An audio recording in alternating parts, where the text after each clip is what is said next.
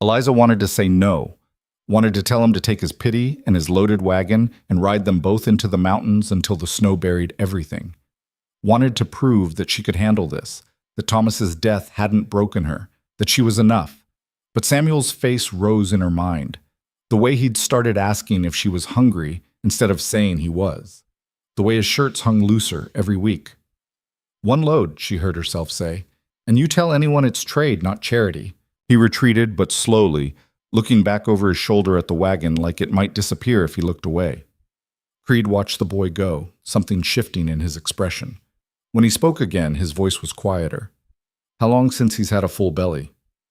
"That's none of—" He clicked to the horses, and the wagon started moving. Eliza watched him go, this stranger who shared her last name and had shown her more kindness in an afternoon than her own town had in 3 months. "Ma?" Samuel tugged at her sleeve. "Why'd you tell him to go?" "Because we don't need anybody, honey. Just you and me." "But he was nice." "I know." "And we got food now." "I know." "So why—" "Because sometimes people leave anyway, Samuel. Better to send them off on your own terms than wait for them to decide you're not worth staying for." She said it quietly, but not quietly enough. When she looked down, Samuel was staring at her with eyes too old for 6. "Dad didn't leave on purpose," he said. "I know, baby." "He wouldn't have. Not ever." "I know, but she guided him inside anyway, before the tears could come. And they ate bacon that night for the first time in months, and it tasted like grief and gratitude mixed together until she couldn't tell which was which." Ticked. The next morning brought frost thick enough to paint the world white. Eliza woke before dawn, habit more than need, and lay in bed listening to Samuel's breathing from the other room. Even, steady, peaceful. A sound she'd been afraid she might lose. The supplies Creed had brought would last a month if she was careful, maybe 6 weeks if she stretched them. Enough to get through the worst of winter. Enough to give her time to figure out what came next. She rose, dressed in the dark, and built up the fire. The cabin was cold enough to see her breath, but it would warm soon. Coffee, real coffee, was already a memory worth savoring. Outside, the world was silent under its coat of frost. The creek ran black against white banks, steam rising where the water fought against cold. Beautiful, if you could forget it was trying to kill you. Eliza was filling the coffee pot when she heard it, the sound of an axe biting wood. She froze. The sound came again, rhythmic and sure from the direction of the woodpile. "Samuel?" she called, keeping her voice low. "Stay inside." She grabbed Thomas's old rifle from beside the door, unloaded, but whoever was chopping wood didn't need to know that, and stepped onto the porch. Rowan Creed was at the woodpile, splitting logs with the efficiency of someone who'd done it 10,000 times before. He'd already built a substantial stack, and the pile of unsplit rounds was noticeably smaller. Eliza's hands tightened on the rifle. "You're still here." Creed sunk the axe into the chopping block and turned to face her. His breath plumed in the cold air. "Appears so." "I told you to leave." "I know." He picked up an armload of split wood. "Figured I'd get some work done first." "That wasn't the agreement." "Agreement was 1 load, then I'm gone. Didn't specify when. Don't parse words with me, Mr. Creed." "Wouldn't dream of it." He walked past her toward the cabin, arms full of firewood. "Just figured your woodpile could use attention. Winter's coming hard." "I can split my own wood. Can you?" He nodded toward the axe. "Because that blade's duller than sermon on Sunday, and your technique's going to cost you a finger before Christmas." Heat flooded her face, anger mixed with embarrassment. "I've been doing fine. You've been surviving. There's a difference." He set the wood down by the door, close enough that she could smell the pine sap and morning frost on him. "Look, I know you want me gone. I'll go. But let me sharpen your tools first. Check your roof. Make sure your chimney's not going to catch fire in the middle of January." "I don't need help." "Yeah, that's real clear." His voice stayed level, but something harder edged into it now. "But here's the thing, Mrs. Rowan. I spent last night in your barn because the boarding house in town was full and I wasn't about to waste money on the saloon. And lying there in the dark, I heard your roof creaking in the wind. I heard your chimney struggling to draw. I heard all the little sounds of a place that's trying real hard to hold together and might not make it through winter. Eliza's jaw clenched. My barn is not. I paid for it. He said it flatly, no room for argument. Left $2 under the water bucket. That's more than fair for one night's shelter. And this morning, I'm paying for breakfast with labor. Sharpen your tools, patch your roof, clean your chimney. Then I'll go and you can get back to handling everything yourself. I didn't invite you to breakfast. You didn't invite me to do a lot of things. Hasn't stopped them from needing doing. They stared at each other, frost breath mingling in the space between them. From inside the cabin, Samuel called out, Ma, who's that? Nobody, Eliza called back. The man from yesterday isn't nobody, Samuel said, appearing in the doorway. Hi, mister. He paused, then his face lit up. Mr. Rowan, like Ma. That's Creed, Eliza said sharply. Mr. Creed. But you said his name was Rowan. That's his first name. His last name is Creed. Samuel's face scrunched up in confusion. That's backwards. Yes, Creed said, and there was humor in his voice again, warm as the coffee Eliza could smell brewing inside. Yes, it is. Why? Samuel, inside. Now. But Ma... Now. The boy retreated, but slowly, looking between them like he was trying to solve a puzzle with missing pieces. When they were alone again, Eliza lowered the rifle. Not because she'd decided to trust Creed, but because holding it while he stood there unarmed made her feel ridiculous. One day, she said, Ma'am, you can stay one day, do whatever work you think needs doing, then you leave and you don't come back. Understand? Yes, ma'am. And you sleep in the barn, not the cabin.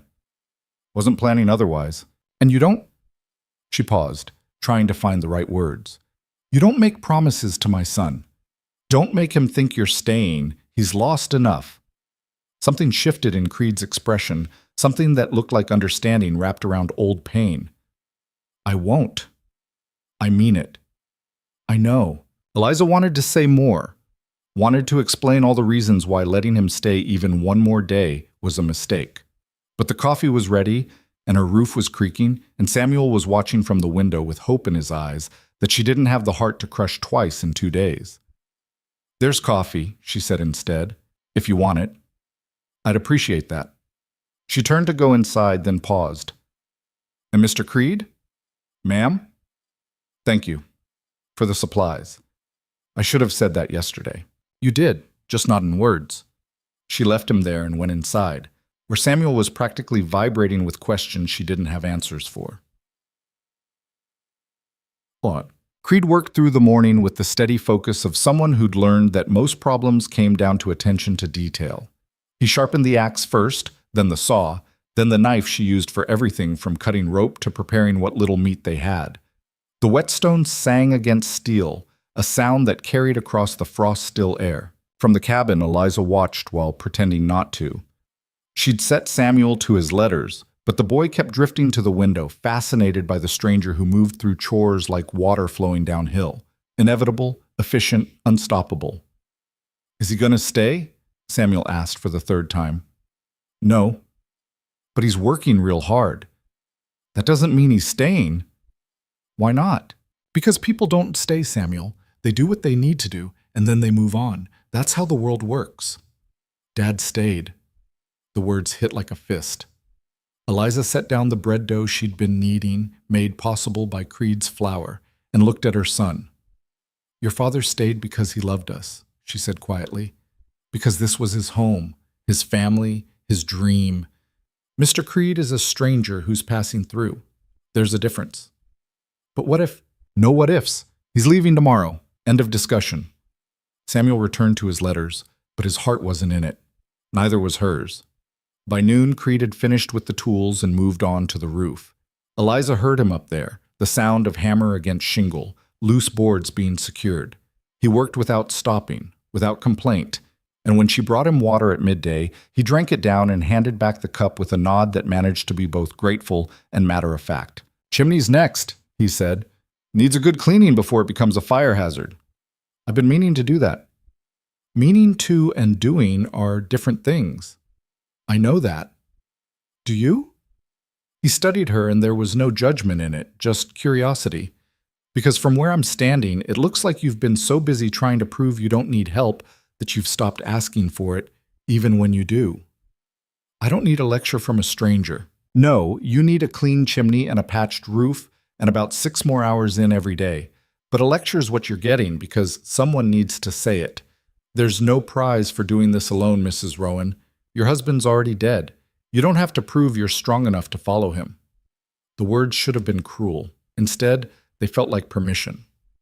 Eliza looked away, blinking against the sting in her eyes that had nothing to do with the wind.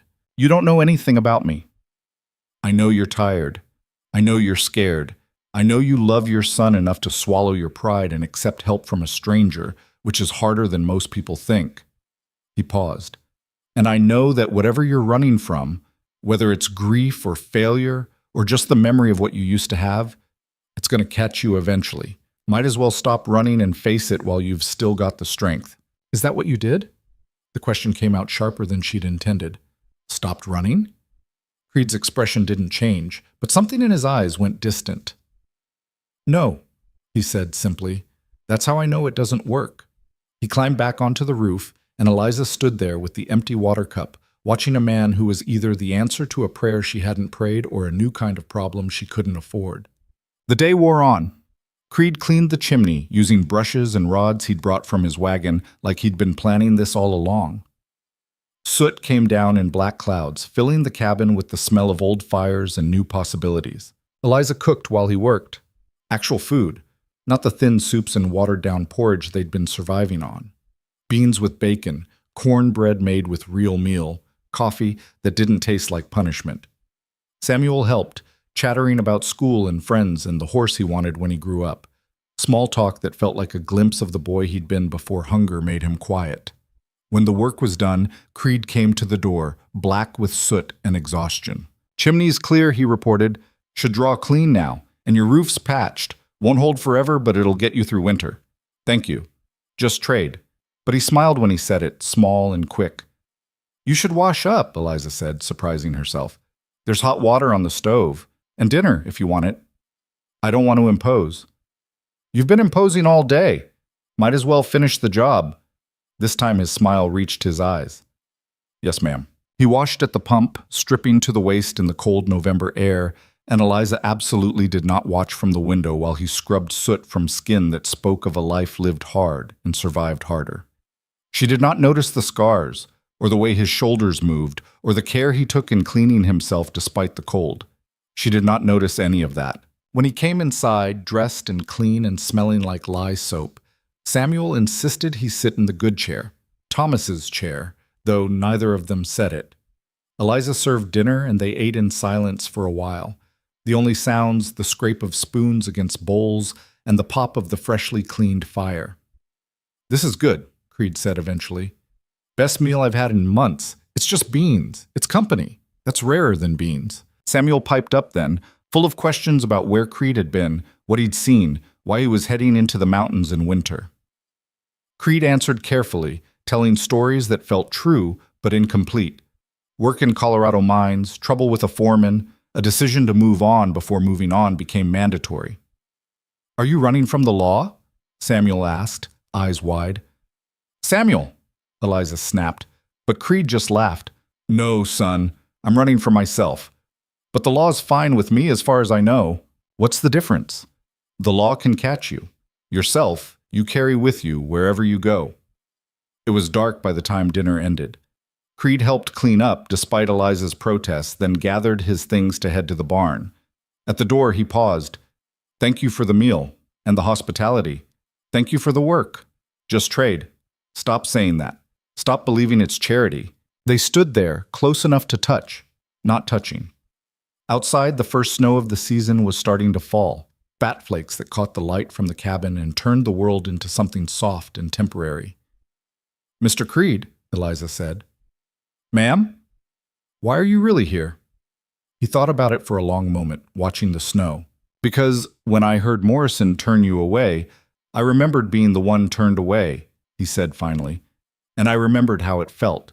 And I thought, just once, I'd like to be the one who helps instead of the one who needs it. That's not a good enough reason to go this far out of your way. Maybe not, but it's the only one I've got. He touched the brim of his hat and walked out into the snow, a dark figure against white, heading for the barn and whatever dreams or demons waited there. Eliza closed the door and leaned against it, listening to Samuel get ready for bed, feeling the warmth of the fire and the weight of the day settling into her bones. Tomorrow, Creed would leave. Tomorrow things would go back to normal. Her and Samuel, alone against the winter, surviving. Tomorrow. But tonight, her pantry was full. Her roof was patched. Her chimney drew clean, and for the first time since Thomas died, the cabin felt like it might actually protect them from what was coming. It wasn't hope. She wouldn't call it that. But it was something, and something, after months of nothing, felt like everything. Morning came with the kind of silence that meant fresh snow. Eliza woke to it, that particular quality of quiet that only happened when the world had been buried overnight. She lay still for a moment, listening for Samuel's breathing from the other room, for the crackle of the fire that should have died hours ago. The fire was still going. She sat up fast enough to make her head spin.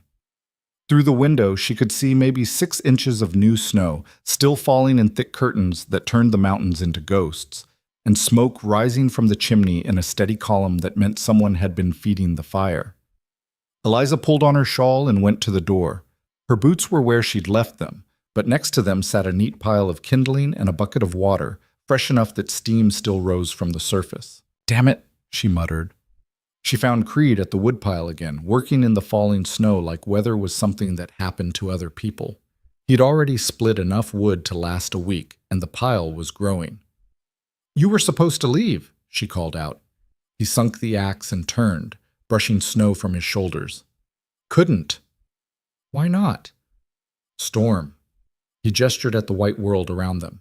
"Can't see 3 feet in any direction. Would be stupid to travel in this. So you decided to split wood instead." "Couldn't sleep seemed productive." Eliza crossed her arms against the cold.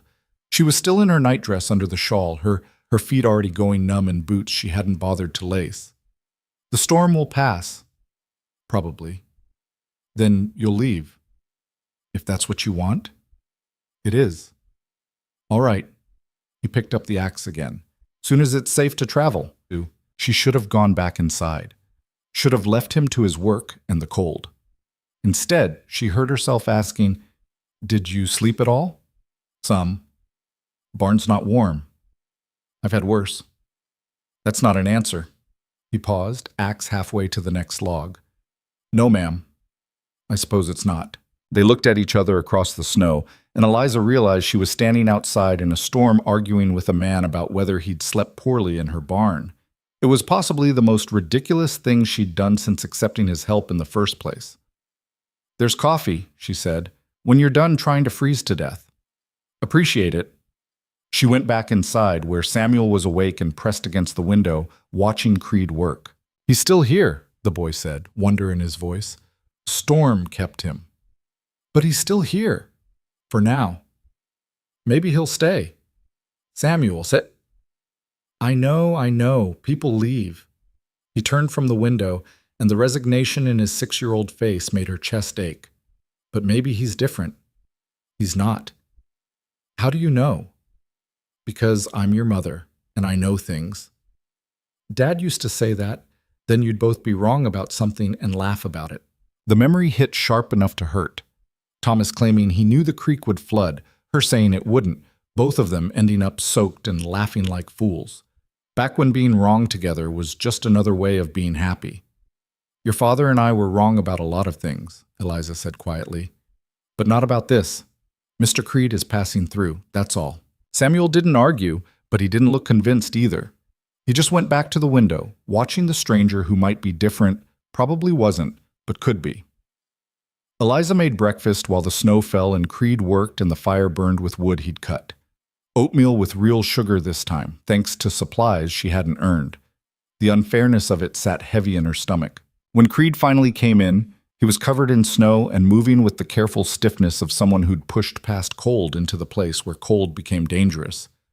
"Jesus, you're half frozen," Eliza said before she could stop herself. "I'm fine." "You're blue. Sit by the fire." "Mrs. Rowan, sit down." The command came out sharper than she'd intended, but it worked. Creed sat, and she brought him coffee and oatmeal and a blanket that had been Thomas's. He took them without protest, which told her more about how cold he actually was than any words would have. Samuel sat across from him, fascinated. "Don't you get cold?" the boy asked. "Sure." "Then why do you work in the snow?" "Because it needs doing." "But Ma said you were leaving anyway." "Samuel," Eliza warned. "She did. She said you were just passing through." Creed looked at Eliza, something unreadable in his expression. "Your ma's probably right." "Then why work so hard if you're just leaving?" "Because leaving doesn't mean not caring." Samuel thought about that for a moment, his face serious in the way children got when they were trying to understand adult logic. "That doesn't make sense." "No," Creed agreed. "I suppose it doesn't." They ate in silence after that. Outside, the storm showed no signs of stopping. If anything, it was getting worse, wind picking up enough to rattle the windows and send snow spiraling past in sheets. "This is going to be a bad one," Eliza said, more to herself than anyone else. "Probably last a day or two," Creed agreed. "Maybe 3. 3 days?" "Could be. Hard to tell with November storms. They either blow through or settle in." Eliza's hands tightened on her coffee cup. 3 days of a stranger in her barn, eating her food, working himself half to death on her land. 3 days of Samuel getting attached to someone who would leave the moment the weather cleared. 3 days of remembering what it felt like to not be alone. "You can't stay in the barn for 3 days, she heard herself say. Creed looked up. "I'll manage." "You'll freeze, I've survived worse." "Stop saying that." She set her cup down hard enough to slosh coffee onto the table. "Stop acting like suffering is just something you're supposed to accept." "Isn't it?" "No, it's not." She grabbed a rag to clean up the spilled coffee, needing something to do with her hands. "There's a spare room. Was supposed to be for storage, but we never got around to filling it. You can sleep there until the storm passes." "Mrs. Rowan." "It's not charity. You've worked enough to earn a warm place to sleep, and if you freeze to death in my barn, I'll feel obligated to bury you, and the ground's too frozen for that to be anything but miserable." Samuel giggled at that, quickly trying to hide it behind his hand. Creed studied her for a long moment, and Eliza had the uncomfortable feeling of being seen more clearly than she'd like. "All right," he said finally. "Thank you. Don't thank me. Just don't make me regret it." The rest of the morning passed in a strange kind of domesticity. The storm kept them inside, so Creed turned his attention to smaller repairs. A loose cabinet hinge, a crack in the window frame that let in drafts, the table leg that wobbled just enough to be annoying. He worked with quiet efficiency while Eliza tried to pretend she was doing normal things, not watching a stranger fix pieces of her life she'd given up on fixing herself. Samuel followed Creed around like a puppy, asking endless questions that would have driven most men crazy. But Creed answered each one with patience that seemed genuine, not forced. "Why do you carry a knife like that?" "Because a tool you can't reach when you need it isn't much use." "Why's your horse so big?" "Because I'm so big. Small horse would look silly." "Why don't you talk much?" "Because listening's usually more useful than talking. Ma says talking's how people understand each other." "Your ma's probably right about that too." Around midday, Eliza started cooking again, partly because they needed to eat and partly because it gave her something to do besides watch Creed work. She made stew from the vegetables she'd been hoarding and the bacon he'd brought, and the smell filled the cabin until it felt almost like a home instead of just a place they existed in. "You cook like someone who's had practice," Creed said, watching her work. "Had to learn." Thomas was hopeless in the kitchen. He was good at other things, though. It wasn't a question, but Eliza answered anyway. He could build anything, fix anything, make anything grow, just couldn't cook worth a damn. "My father was like that. Could track a deer through rock, but burnt water trying to make coffee." It was the first personal thing Creed had offered without being asked. Eliza found herself curious despite herself. "He teach you to track?" "He did, before he died." "I'm sorry. Long time ago." "Still sorry." Creed was quiet for a moment, and when he spoke again, his voice was softer. "Appreciate that." Samuel appeared then, breaking the moment. "Mr. Creed, can you show me how to whittle? Ma won't let me use the knife." "That's because you'll cut yourself," Eliza said. "But Mr. Creed could teach me to be careful." "Mr. Creed is not—" She stopped. Because what? Not staying? Not family? Not someone they could depend on? All true, but suddenly hard to say out loud. Creed saved her. Tell you what, son. Storm keeps up. Maybe tomorrow I'll show you how to handle a blade safe. But only if your ma says it's all right. Samuel turned pleading eyes on Eliza. Can he, ma? Please? She should say no, should maintain the distance, keep the boundaries clear. But the hope in her son's face was the first real joy she'd seen there in months. We'll see. That's almost yes. That's maybe. Don't push it. They ate lunch together, the three of them crowded around the small table while snow piled against the windows, and the fire crackled and the cabin creaked under wind that sounded like it was trying to tear the world apart. It should have felt awkward, a stranger inserted into their grief and struggle. Instead, it felt almost normal. That scared Eliza more than the storm. After lunch, Creed insisted on cleaning the dishes while Eliza protested and eventually gave in. Samuel worked on his letters at the table, tongue poking out in concentration the way it always did when he was trying hard. How's your schooling? Creed asked, drying a plate. Don't have any right now, Samuel said. School's in town and it's too far to walk every day. Your ma teach you? When she has time, but she's always working. What are you learning now? Letters, mostly. And numbers. Ma says reading's important. She's right. Reading's how you learn things that nobody around you knows. Samuel looked up, interested. Can you read? Well enough? Ma reads real good. She used to read to me every night from a book about knights and dragons. But the book got damaged in the rain and we couldn't save it. Eliza's hand stilled in the wash water. She'd forgotten about that, or tried to. The book had been one of Samuel's few treasures, and watching it fall apart had felt like watching another piece of their old life dissolve. That's hard, Creed said simply, losing a good book. Do you have any books? Samuel asked. Not with me, but I've read a few. What kind?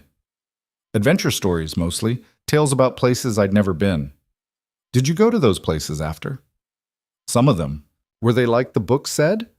Creed smiled at that, small and sad. They were different. Real places usually are. Eliza finished the dishes in silence, listening to Creed and Samuel talk about books and places and things that existed beyond the narrow world of their struggling homestead.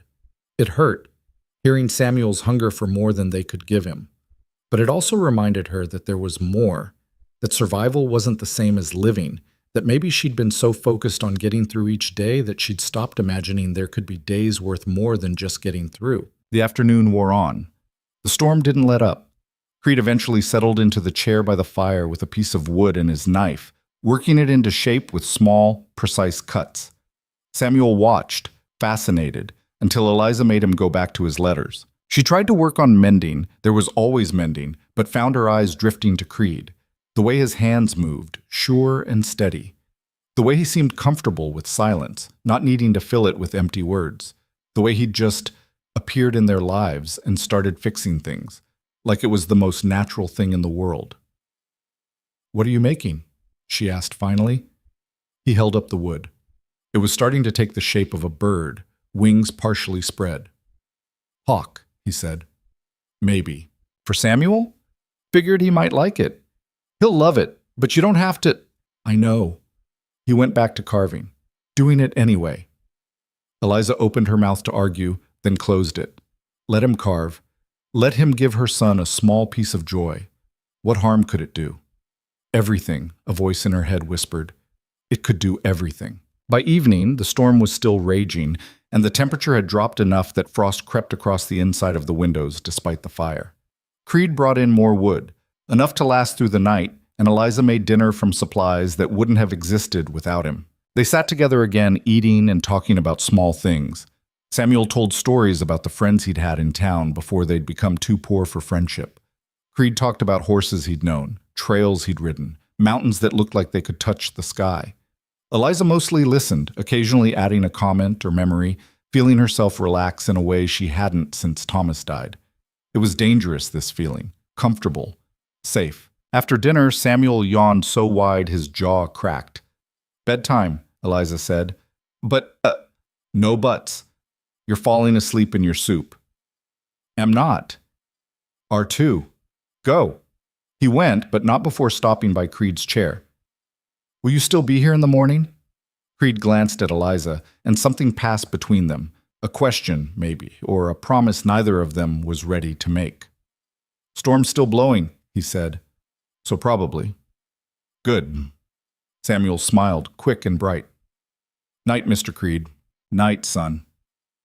When Samuel was in bed and the cabin had settled into nighttime quiet, Eliza found herself alone with Creed for the first time all day. It felt different than when they'd been working, more intimate. Like the darkness and the storm had created a space separate from the world, where normal rules didn't quite apply. "He's a good boy," Creed said, still working on the wooden hawk. "He is. Too good sometimes. Tries to be strong for me." "Gets that from you. I'm not strong. I'm just stubborn." "That's a kind of strong." Eliza wrapped her hands around her coffee cup, letting the warmth seep into her palms. "Can I ask you something?" "Sure." "Why are you really doing this? And don't say because you remember being turned away. There's more to it than that." Creed was quiet for a long time, the knife making soft sounds against wood. When he finally spoke, his voice was low. "I had a sister," he said, "long time ago. After my father died, we didn't have much. Mother did her best, but it wasn't enough. And I was too young and too stupid to help the way I should have." "What happened?" "She got sick. Winter sickness, the kind that kills if you're not strong enough to fight it. We didn't have money for a doctor, didn't have food to build her strength back up. And I watched her fade day by day until there was nothing left but bones and breathing. Did she... She lived, barely, but it changed her, changed both of us." He paused, examining the hawk. "Point is, I know what it looks like when people are hanging on by their fingernails. And I know what happens when nobody reaches out to help them up." "So you're helping us because of your sister?" "I'm helping because I can, because I've got supplies I don't need and skills I can share and nothing better to do with either one. Is that enough of a reason?" "I don't know. Is it true?" He smiled at that, brief and honest. "True enough." They sat in silence after that, the fire burning low, the storm howling outside.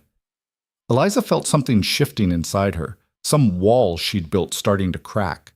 It would be so easy to let it fall, to accept this man's help, his presence, his steady capability, to stop fighting so hard to prove she didn't need anyone. But easy had never worked out for her before. "The spare room's through there," she said, standing. "There's blankets in the chest. Should be warmer than the barn, anyway." "Thank you." "And Creed?" He looked up. "Tomorrow, if the storm breaks, you should go. Not because I don't appreciate what you've done, but because Samuel's starting to believe you'll stay, and when you don't, it'll hurt him." "And you?" he asked quietly. "Will it hurt you?" The question caught her off guard. She stood there, coffee cup in her hands, trying to find an answer that was true without being too true. "I stopped letting things hurt me when I buried my husband," she said finally. "So no, it won't hurt me." It was a lie, and they both knew it. But Creed nodded like he believed her, or like he was willing to pretend he did. "Good night, Mrs. Rowan." "Good night." She went to her room and lay in bed listening to the storm and the unfamiliar sound of someone else moving through her home. It should have felt invasive. Instead, it felt like something she'd been missing without knowing she was missing it. Sleep was a long time coming. The storm lasted 3 days, just like Creed had predicted. 3 days of being trapped inside with a stranger who was becoming less strange with every hour. 3 days of watching Samuel laugh again, really laugh, not the careful happiness he'd learned to perform. 3 days of feeling the cabin become something more than just shelter. Creed taught Samuel to whittle on the second day, showing him how to hold the knife, where to cut, how to read the grain of the wood. Eliza watched them work together, heads bent close, and felt her throat get tight. "Not like that," Creed said patiently. "Knife away from your body, always away." "Like this?" "Better. Keep your thumb tucked. That's right." "I'm making a horse." "I can see that." "It doesn't look like a horse." "Not yet, but it will." On the third day, Creed fixed the wobble in Samuel's bed and replaced a floorboard that had rotted through. Small things. The kind Thomas would have done if he'd lived. Eliza tried not to notice, tried not to compare, but the comparisons came anyway. Thomas had been loud, laughing, full of plans and dreams that outpaced their reality. Creed was quiet, careful, present in a way Thomas never quite managed. Not better, just different. And maybe that was worse because it meant she couldn't hold on to Thomas's memory as the only way a good man could be. That evening, as they sat down to dinner, the wind finally started to die. The snow had stopped hours before, leaving the world buried under white that glittered in the last of the daylight. "Storm's breaking," Creed said, looking out the window. Samuel's face fell. "Does that mean you're leaving?" "Samuel," Eliza warned. "But, Ma, Mr. Creed has his own life, his own plans. He doesn't need a little boy pestering him about staying." "I'm not pestering. You are. Apologize." "But now." Samuel's eyes filled with tears, but he turned to Creed. "I'm sorry. Nothing to apologize for," Creed said gently. "And for what it's worth, I've liked having someone to talk to. Gets lonely on the trail." "Then stay." The words burst out of Samuel before Eliza could stop them. "Please. You could live in the barn, and we could help you, and you wouldn't have to be lonely anymore." "Samuel, that's enough." "But why can't he stay? We have room, and he helps, and he's nice, and because people don't just stay because a little boy asks them to." Eliza's voice came out harsher than she'd intended. "Life doesn't work that way. Mr. Creed has places to be and things to do, and we are not his responsibility." Silence crashed down like a fallen tree. Samuel stared at her, tears spilling over now, and Creed looked at his plate like he wished he could disappear into it. "I hate you," Samuel whispered. "Samuel, I hate you, and I hate this place, and I hate that Daddy died and left us here alone." He ran to his room, slamming the door hard enough to rattle the windows. In the silence that followed, Eliza could hear him crying, muffled and broken. She stood, intending to go after him, but Creed's voice stopped her. "Let him settle first. He's angry, not wrong. He had no right. He's 6, and he's scared, and for 3 days he got to pretend things might be different." Creed finally looked at her, and his eyes were kind but firm. "That's not his fault. It's not yours either. Isn't it? I'm the one who stayed. I knew it would be hard when I left, but I stayed anyway. Because of the storm. At first, maybe. But I could have gone yesterday, when the wind died down. Could have gone this morning, before the snow got soft. I stayed because—" He trailed off, shaking his head. "Doesn't matter why. Point is, he's right to be angry, and you're right to be scared." "I'm not scared." "Yes, you are. You're terrified that if you let yourself need someone, they'll leave. Or worse, they'll die. And you'll have to go through all that pain again." The accuracy of it felt like a slap. Eliza's hands trembled as she gripped the edge of the table. "You don't know anything about what I feel." "No, ma'am. But I know what I see. And I see a woman who's been strong for so long she's forgotten it's okay to bend sometimes. I bend, I break. Or you bend and you survive. There's a difference." Eliza wanted to argue, to prove him wrong, to maintain the walls she'd built so carefully. But she was tired. Tired of fighting, tired of pretending, tired of being alone with grief that had nowhere to go but deeper. "What do you want from me?" she asked, and hated how broken her voice sounded. "Nothing. I want to help, that's all." Nobody helps for nothing. Maybe I'm trying to make up for the times nobody helped me. That's not my burden to carry. "No," Creed agreed. "But maybe it's mine to offer." From the other room, Samuel's crying had quieted to occasional hiccups. Eliza looked toward his door, then back at Creed. "If you stay," she said slowly, "it can't be because of him. Can't be because he asked, or because you feel sorry for us.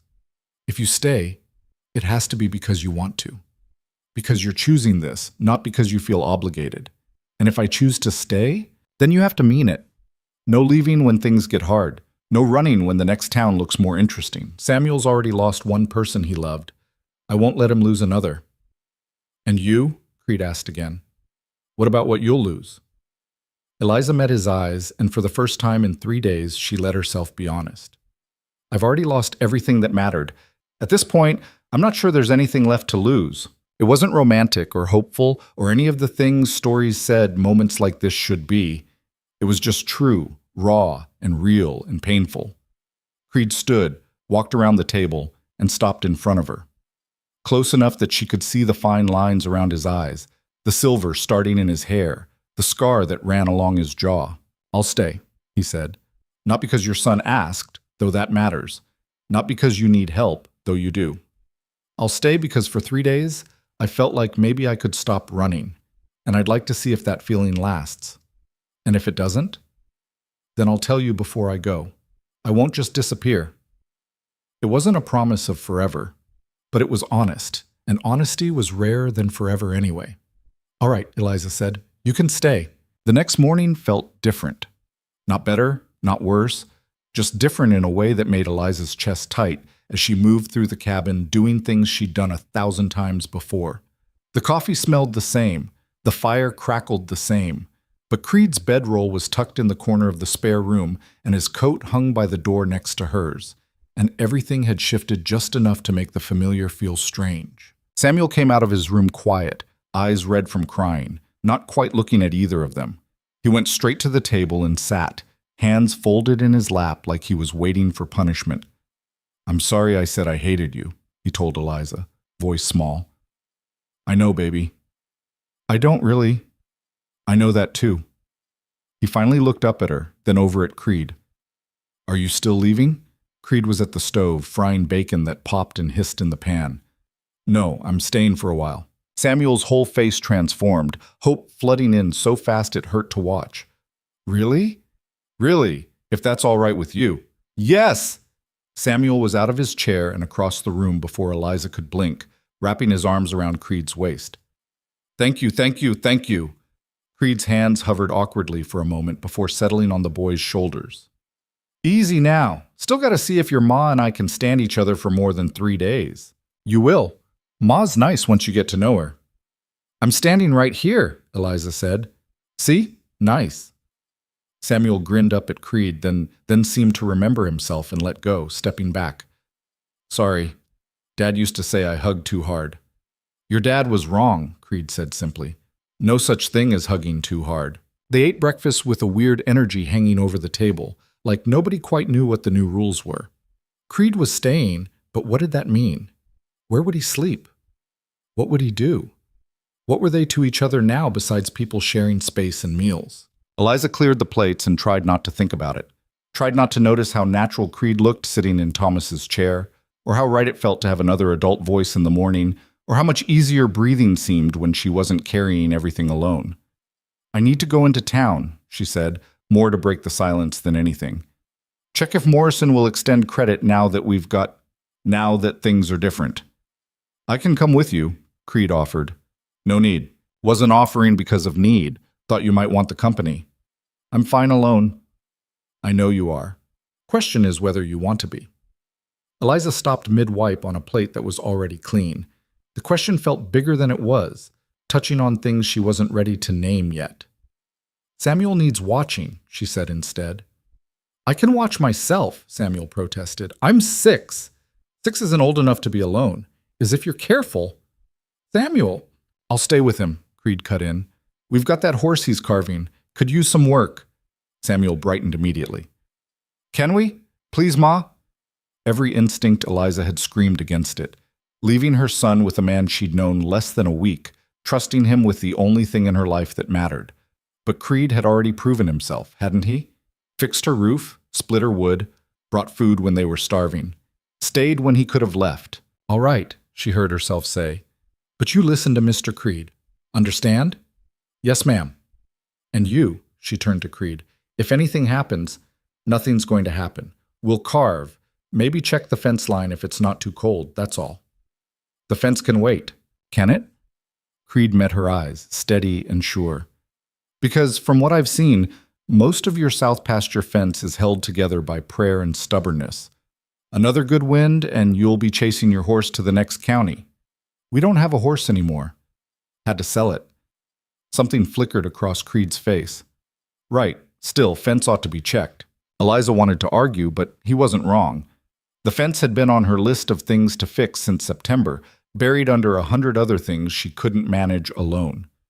"Fine, check the fence, but don't let him near the creek. Water's fast this time of year." "Understood." She gathered her shawl and the small amount of money she'd managed to scrape together, trying to ignore how wrong it felt to leave. She'd been alone with Samuel since Thomas died, The two of them against the world. Adding a third person changed the math in ways she didn't know how to calculate. At the door, she paused. Creed? Ma'am? Thank you for staying. Haven't done anything yet worth thanking. You're here. That's enough. She left before he could respond, before she could see his face and have to interpret what it meant. The walk to town was cold enough to make her eyes water, the snow from the storm still deep in places where the sun hadn't reached. Her boots broke through the crust with each step, and by the time she reached Bitter Creek's main street, her feet were soaked and numb. Morrison's Mercantile looked exactly the same as it had a week ago, but Eliza felt different walking through the door. She had food at home now, had help, had options that didn't involve begging for credit she couldn't repay. Morrison looked up from his ledger, and his expression did something complicated when he saw her. Mrs. Rowan? Mr. Morrison? Didn't expect to see you so soon. Thought the storm might keep folks home for a while yet. Needed some things. Of course. He set down his pen, and his eyes flicked over her with something that might have been assessment, or might have been guilt. I hear you've taken on help, that drifter who was asking about homestead land. News traveled fast in small towns. Eliza kept her face neutral. Mr. Creed is helping with repairs in exchange for room and board. Temporary arrangement. Temporary? Morrison's tone suggested he didn't believe her. Well, a woman alone does need a man's help, I suppose. The condescension in his voice made her jaw tight. I'm managing fine. I'm sure it just seems convenient is all. Strange man shows up, you're suddenly set with supplies. He's living on your land. Are you implying something, Mr. Morrison? Not implying anything. Just observing that folks will talk. Let them talk. I need lamp oil and thread. Can you manage that, or should I take my business elsewhere? There was no elsewhere, and they both knew it, but Morrison's face reddened anyway. Of course, Mrs. Rowan, no need for hostility. She paid for her items with coins that Creed had insisted she take from the money he'd left for barn rental, refusing to meet Morrison's eyes while he wrapped her purchases. The walk home felt longer than the walk in, her mind churning with anger and humiliation, and the sick certainty that Morrison was right about one thing. People would talk. A widow taking in a strange man, living alone with him, no family nearby to make it proper. It didn't matter that Creed slept in the spare room, that everything between them was practical and necessary. The appearance was what mattered, and the appearance was damning. She was so caught up in her thoughts that she almost walked past Mrs. Hartwell's boarding house without noticing the woman herself standing on the porch. Eliza, dear? Eliza stopped, every muscle tensing. Mrs. Hartwell, I was hoping to catch you. May I have a word? It wasn't really a question. Eliza climbed the porch steps, trying to prepare herself for whatever poison would come wrapped in concern this time. Mrs. Hartwell waited until they were alone, then dropped her voice to a conspiratorial whisper. I wanted to speak with you about your current situation. What situation is that? Don't play coy, dear. The whole town knows you've taken in that Creed fellow. Living under your roof, working your land, people are concerned. Concerned about what exactly? Your reputation, for one thing. A widow living alone with an unmarried man, it simply isn't done, not in decent society. Then I suppose it's fortunate I'm no longer part of decent society. Mrs. Hartwell's eyes narrowed. There's no need for that tone. I'm trying to help. Are you? Because it sounds more like you're trying to shame me. I'm trying to protect you from making a terrible mistake. This man, you know nothing about him. Where he's from, what he's running from, what his intentions are. His intentions are to help me survive the winter, that's all. Is it? Because from where I'm standing, it looks like he's taking advantage of a desperate woman. The words hit like a punch. Eliza felt her face flush, anger and shame mixing together until she couldn't tell which was which. With respect, Mrs. Hartwell, my arrangements are none of your business. They are when they reflect on this community. We have standards, Eliza, moral standards that allowed you to watch me starve? The question came out sharper than Eliza intended. These moral standards you're so concerned about, where were they when I was turned away from the mercantile? When I couldn't feed my son? When decent society decided my dead husband's credit was no longer good? Mrs. Hartwell drew herself up, offended. That's hardly fair. Fair? You want to talk about fair? A stranger showed me more kindness in one afternoon than this town has shown me in 3 months. So forgive me if I'm not particularly concerned about what decent society thinks of my choices. Well, Mrs. Hartwell's voice could have cut glass. I can see there's no reasoning with you. But mark my words, Eliza Rowan, this will end badly. Men like that don't stay. They take what they want and move on, and you'll be left with nothing but a ruined reputation and a broken heart. Then at least I'll be left alive, Eliza said, and walked away before Mrs. Hartwell could respond. Her hands shook the whole way home. Not from cold this time, but from rage and fear and the horrible certainty that Mrs. Hartwell might be right. Not about Creed's intentions, she believed those were honest, but about the ending. People like Creed didn't stay. They were built for moving, for horizons, for roads that led somewhere else. And when he left, what would she have? A reputation in tatters, and a son who'd learned to hope again just in time to have it crushed. She was so caught up in her thoughts that she didn't notice anything wrong until she came around the last bend and saw Samuel standing in the yard alone, face pale and scared. "Ma!" He ran to her, and her heart stopped. "What's wrong? Where's Creed?" "At the south fence. There was a cow, not ours, must have wandered from somewhere, and it got tangled in the wire, and Mr. Creed went to help it, but the fence broke and now he's—" Eliza was running before Samuel finished, her purchases forgotten in the snow. The south fence was a quarter-mile from the cabin, over rough ground that had been treacherous even before the storm. She ran anyway, breath burning in her lungs, terror making her clumsy. She found him at the fence line, covered in blood. "Jesus Christ! It's not mine," Creed said quickly. He was kneeling next to a cow that was very much dead, its throat torn open by barbed wire. "Mostly not mine." "Mostly?" He held up his left hand, which was wrapped in what looked like a strip of his shirt. Blood was seeping through the fabric. "Wire caught me when I was trying to free her. By the time I got her loose, she'd already bled out. Nothing I could do." Eliza knelt beside him, reaching for his hand. "Let me see."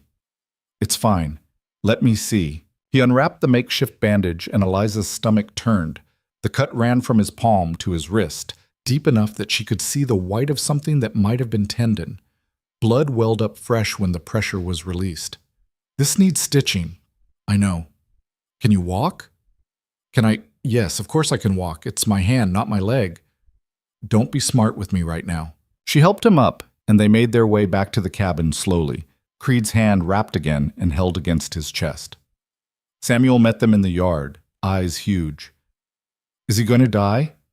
"No," Eliza said firmly, "but I need you to get the medicine kit from under my bed, and boil water. Can you do that?" "Yes, ma'am." Inside, she sat Creed down and unwrapped his hand again, this time with better light to see by. The cut was worse than she'd thought, ragged and dirty from the rusty wire. "This is going to hurt," she warned. "I know."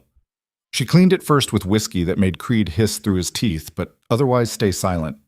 Then she threaded the needle she kept for mending with the thinnest thread she had, wishing desperately for proper surgical tools, for a doctor, for anything except her shaking hands, and a man who was bleeding because he'd tried to help an animal that wasn't even theirs. "Why didn't you just let it die?" she asked, pushing the needle through skin that felt too much like leather.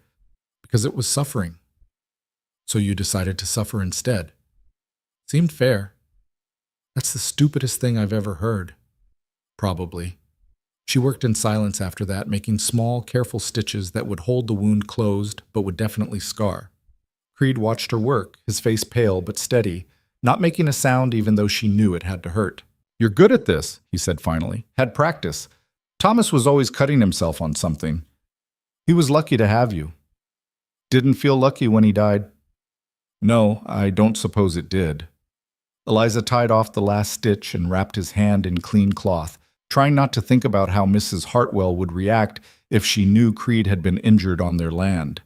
More ammunition for the gossips, more proof that having him here was dangerous. "Thank you," Creed said quietly. "For what? Stitching up a wound you got because I can't maintain my own fence? For caring enough to stitch it at all."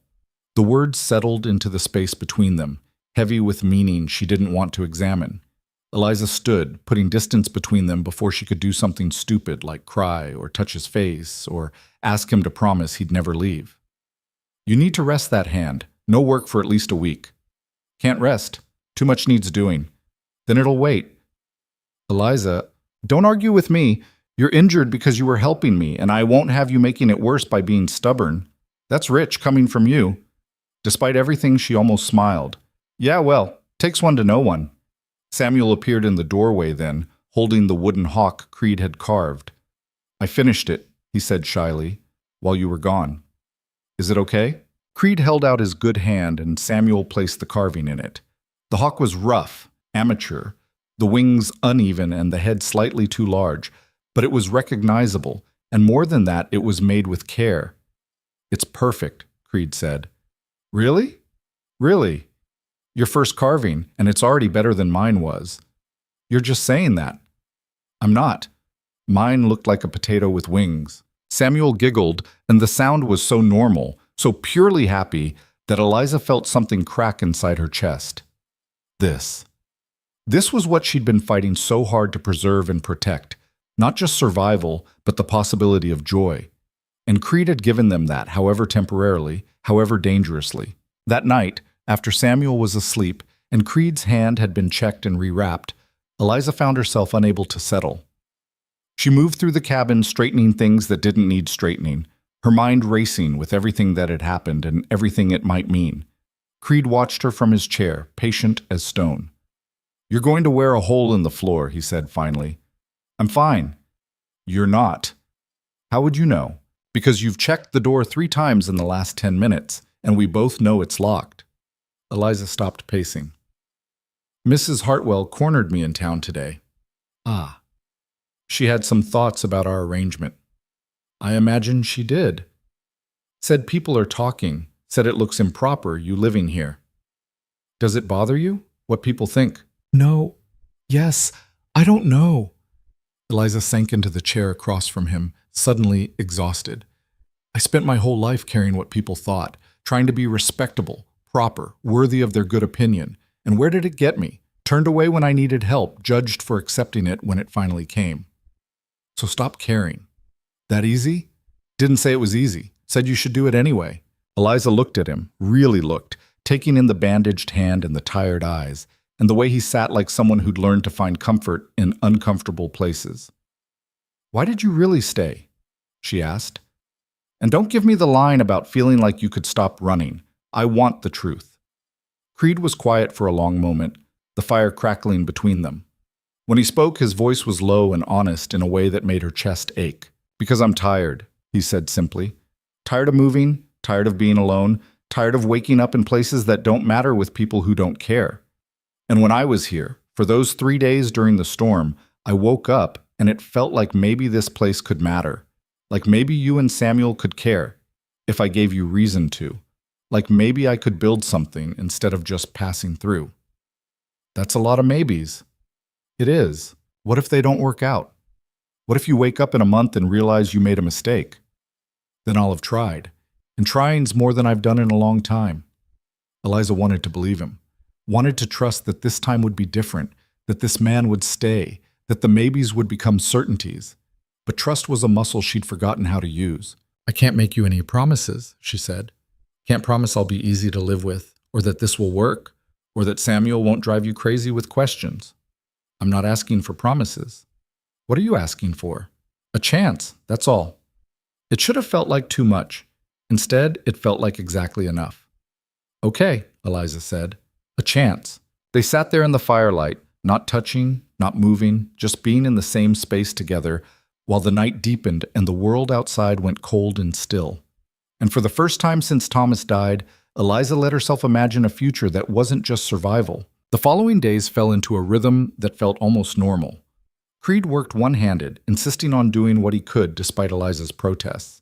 He fed the chickens, hauled water, kept the fire going.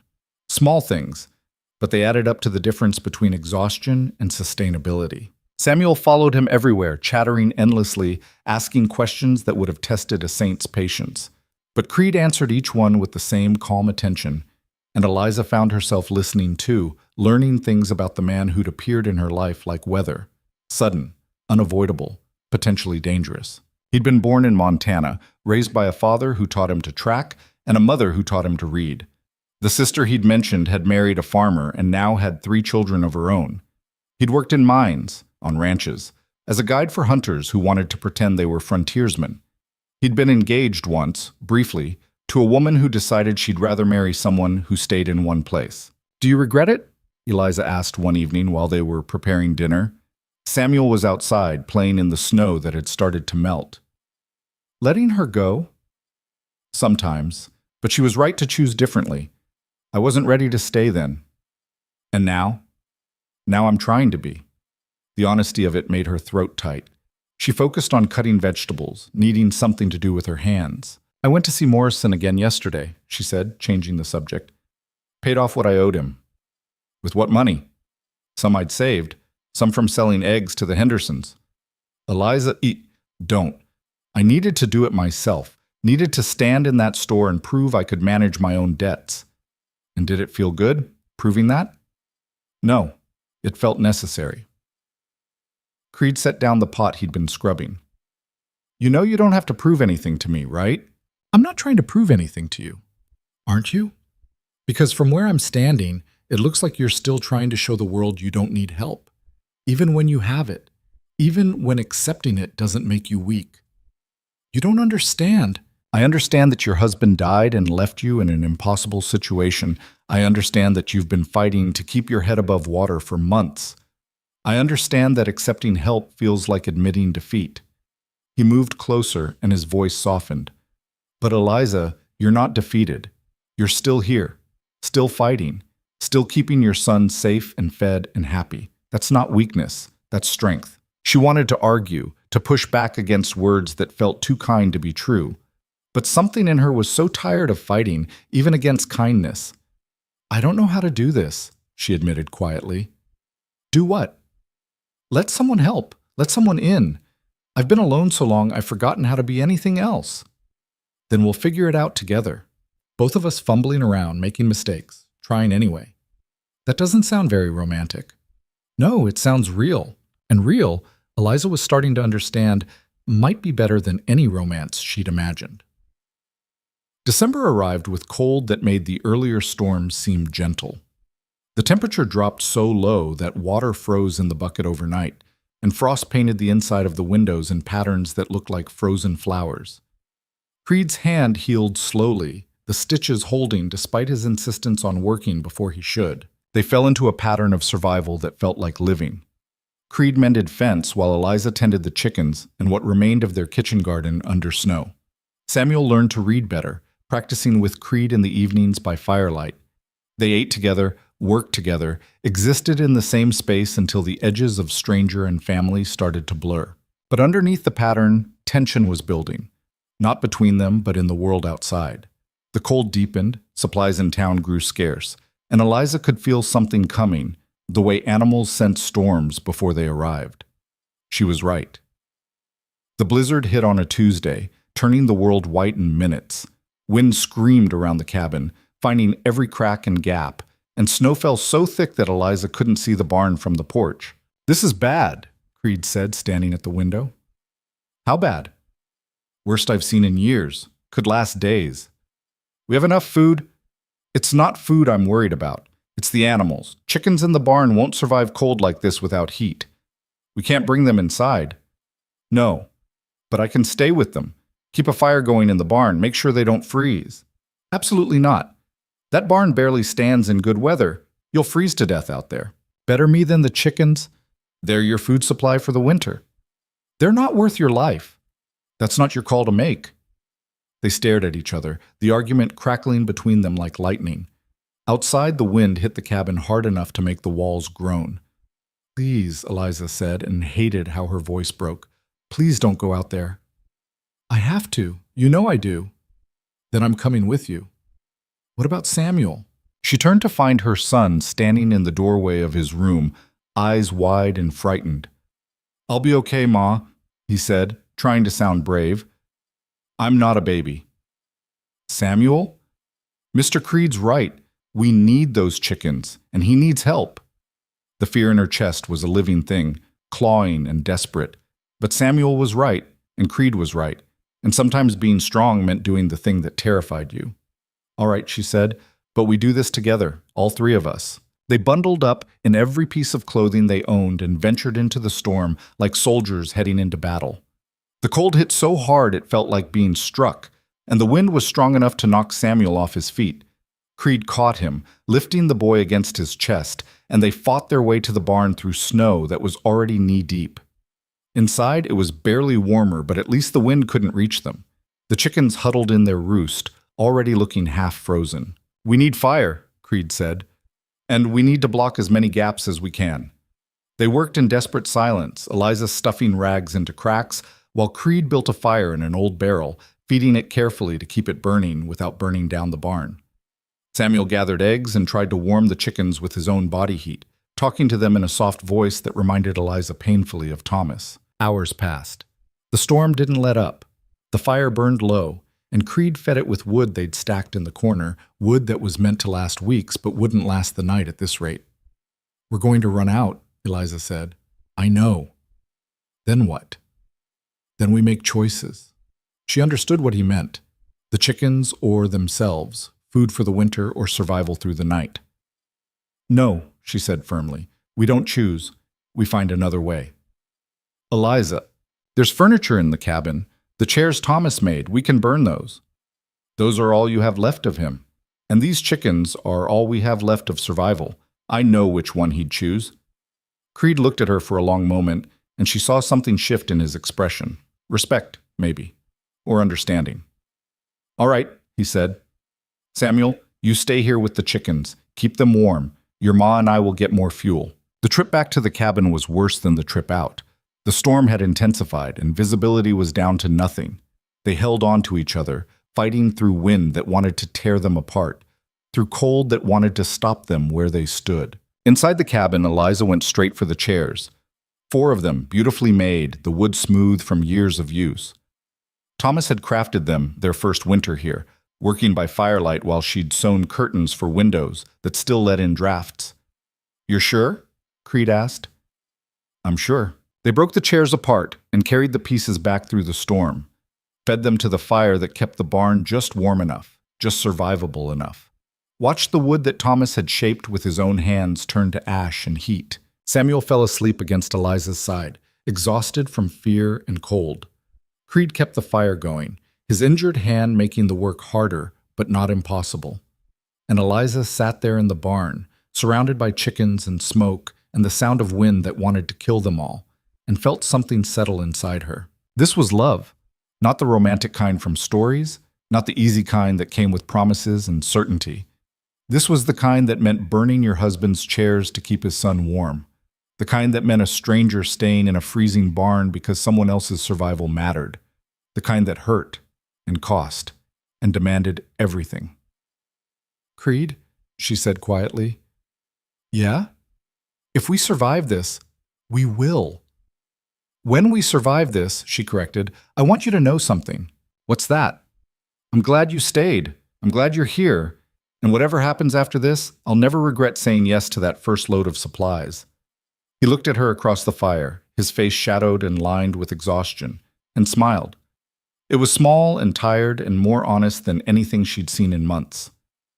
"Me too," he said simply. The storm lasted 3 days, exactly as he'd predicted.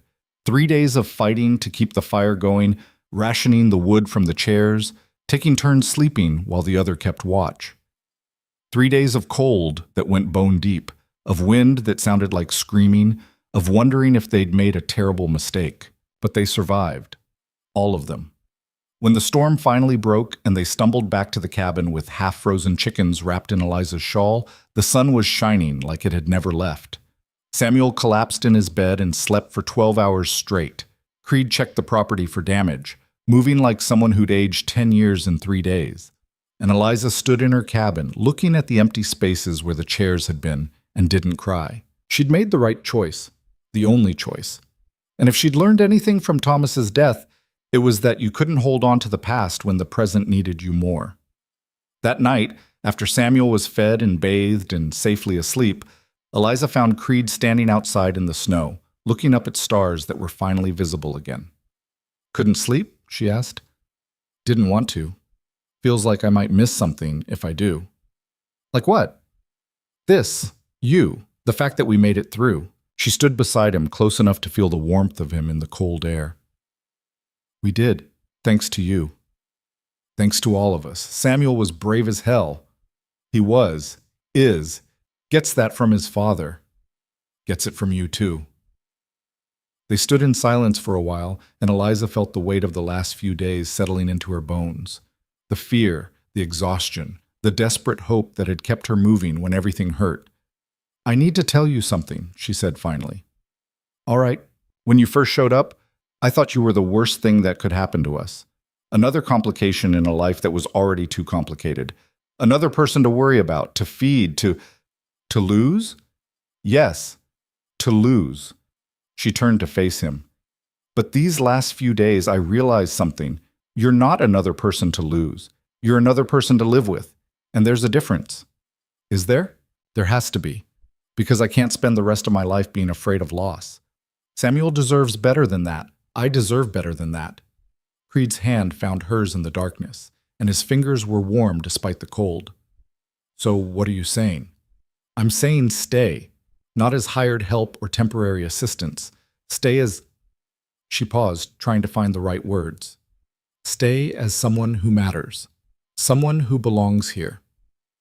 I'm already staying. No, you're waiting to see if you'll stay. I'm asking you to decide, now, tonight. Stay because you choose to, not because you feel obligated, or because the weather's bad, or because a little boy asked nicely. Stay because you want this. Want us. He was quiet for so long that Eliza's heart started to sink. She'd pushed too hard, asked for too much, scared him away with demands he wasn't ready to meet. But then he squeezed her hand, gentle and sure. I want this, he said. I want you. Want Samuel. Want to build something that lasts instead of just passing through. I want to stay, Eliza. Not because I should, but because I can't imagine leaving. The relief was so strong it made her dizzy. Okay. Good. Good. Very good. They stood there in the snow, hands clasped, looking at stars that had watched them survive. And Eliza felt something she hadn't felt since Thomas died, something she'd thought was gone forever. She felt like maybe, just maybe, she could be happy again. Winter deepened after the blizzard, but something fundamental had shifted. The cold was still brutal, the work still endless, but now it felt shared instead of survived. Creed moved his few belongings from the spare room to the barn without being asked, giving Samuel back the space he'd surrendered without complaint. It was a small thing, but Eliza understood what it meant. He was staying, but he was also leaving them room to breathe, to adjust, to figure out what this new arrangement actually looked like. You don't have to sleep out there, she told him the first night after he moved. I know, but it's better this way, for now. Because of what people will say? Because of what Samuel needs. He's been through enough without having to sort out complicated adult things on top of it. Eliza wanted to argue, but he was right. Samuel had accepted Creed's presence with the easy adaptability of children, but there was a difference between accepting a helpful stranger and accepting a replacement for his father. That line needed to be walked carefully, deliberately. Still, it was strange watching Creed head out to the barn each night, knowing he was choosing cold over comfort because he was thinking about her son's heart instead of his own convenience. The work began in earnest the next week. Not the emergency repairs that had occupied Creed's first days, but the deeper work of making the homestead sustainable. He started with the south fence, tearing out the sections that had killed the cow and rebuilding them with new wire he'd had in his wagon. The work was slow with his hand still healing, but he refused to rush it. Fence built wrong will just fail again, he said, when Eliza suggested he could take shortcuts. Better to do it right once than half-assed twice. Samuel helped where he could, holding posts steady while Creed hammered, fetching tools, learning the kind of patient, methodical work that Thomas had never quite managed to teach him. Eliza watched from the cabin window while she worked on mending, seeing the way Creed's patience never wavered even when Samuel asked the same question 3 different ways. Why does it have to be so tight? Because cattle are smart. They'll find any gap and push through. But we don't have cattle yet. But someday you might. Really? Really, this land could support a small herd if it's managed right. Samuel's face lit up with possibilities, and Eliza felt her chest tighten. Creed was building more than fence. He was building futures, giving her son something to imagine beyond just making it through another winter. The town noticed, of course. Hard to keep secrets in a place as small as Bitter Creek. Eliza went in for supplies 2 weeks after the blizzard and felt the weight of stairs following her through Morrison's Mercantile like she'd grown a second head. Mrs. Henderson, who'd bought eggs from her before, pulled her aside near the pickle barrel. "I heard you've got help out at your place. Word travels fast." "It does. And I wanted to say, well, folks are talking, but I think it's good. What you're doing. A woman alone needs help, and if this Creed fellow is providing it honestly, then that's nobody's business but yours." The unexpected support made Eliza's throat tight. "Thank you." "Don't thank me yet. Mrs. Hartwell's been spreading poison about impropriety and moral standards. She's got half the church ladies convinced you're living in sin." We're not. "I know that, but facts don't matter much when people want to believe the worst." Mrs. Henderson lowered her voice. "My advice? Let them talk. You do what you need to do to survive, and the hell with anybody who judges you for it." Eliza carried those words home like armor. Let them talk. She'd spent too much of her life worrying about the opinions of people who'd never helped her. If they wanted to believe she was living in sin while Creed slept in a freezing barn and rebuilt her fences, that said more about them than it did about her. Still, the judgment stung. She felt it every time she went to town, saw it in the tight smiles and meaningful looks. The worst part was knowing that some of it was understandable. A widow and a single man, living on the same land, sharing meals and work and daily life. From the outside, it probably did look improper. From the inside, it just looked like survival taking a different shape. January brought weather that made December seem gentle. The cold went bone deep and stayed there, and even with Creed's repairs, the cabin struggled to stay warm. They started sleeping in shifts, someone always awake to keep the fire going, to make sure the cold didn't creep in and steal everything while they slept. It was during one of these night watches that Creed finally told her the whole story.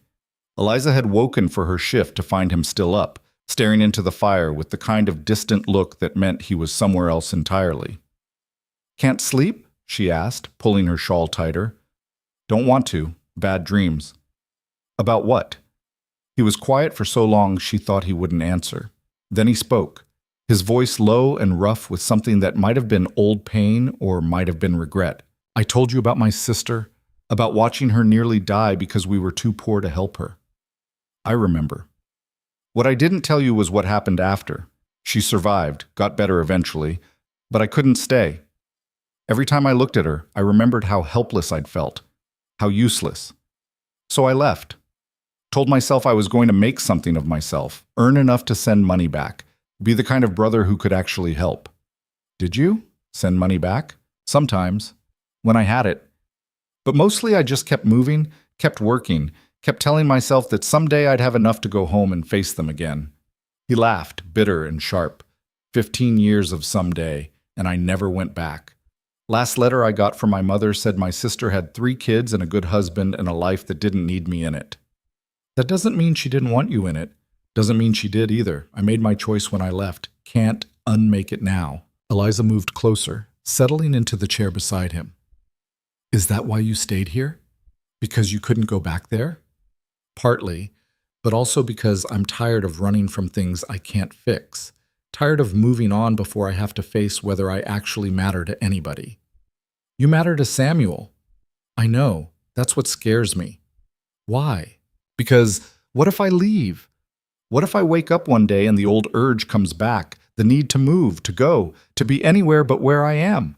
I'll break his heart, break yours too, maybe." "Maybe," Eliza agreed. "Or maybe you'll stay, and it'll be hard sometimes. And you'll want to leave, but you won't, because you'll have learned that mattering to people means staying even when it's uncomfortable. Either way, we won't know unless you try. That's a hell of a gamble. Life's a gamble. At least this way you're betting on something instead of just folding every hand." He looked at her then, really looked, and something in his expression made her pulse quicken. They were alone in the firelight, everyone else asleep, the world outside frozen and silent. It would have been easy to close the distance between them, to find comfort in something more than words. But Eliza held herself still, not because she didn't want it, but because wanting wasn't enough. They needed to build something solid first, something that could hold weight without collapsing. "You should get some sleep," she said instead. "I'll watch the fire." "Eliza." "I know, but not yet.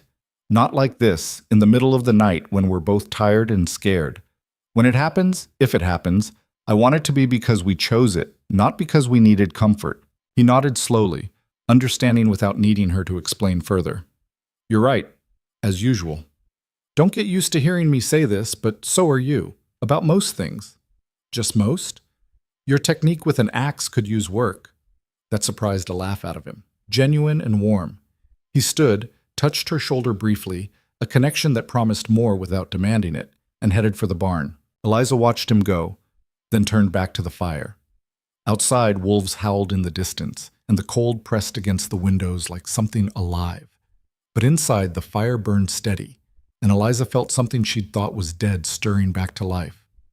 Hope. Careful and cautious and hard-won, but hope nonetheless. The next morning brought news from town via a rider who stopped at their gate looking half frozen. Young Henderson, Mrs. Henderson's oldest boy, bundled in so many layers he could barely move. "Ma sent me," he said when Eliza opened the door. "Said to warn you there's sickness going around. 3 families hit already. Fever and cough that won't quit. Doc's overwhelmed."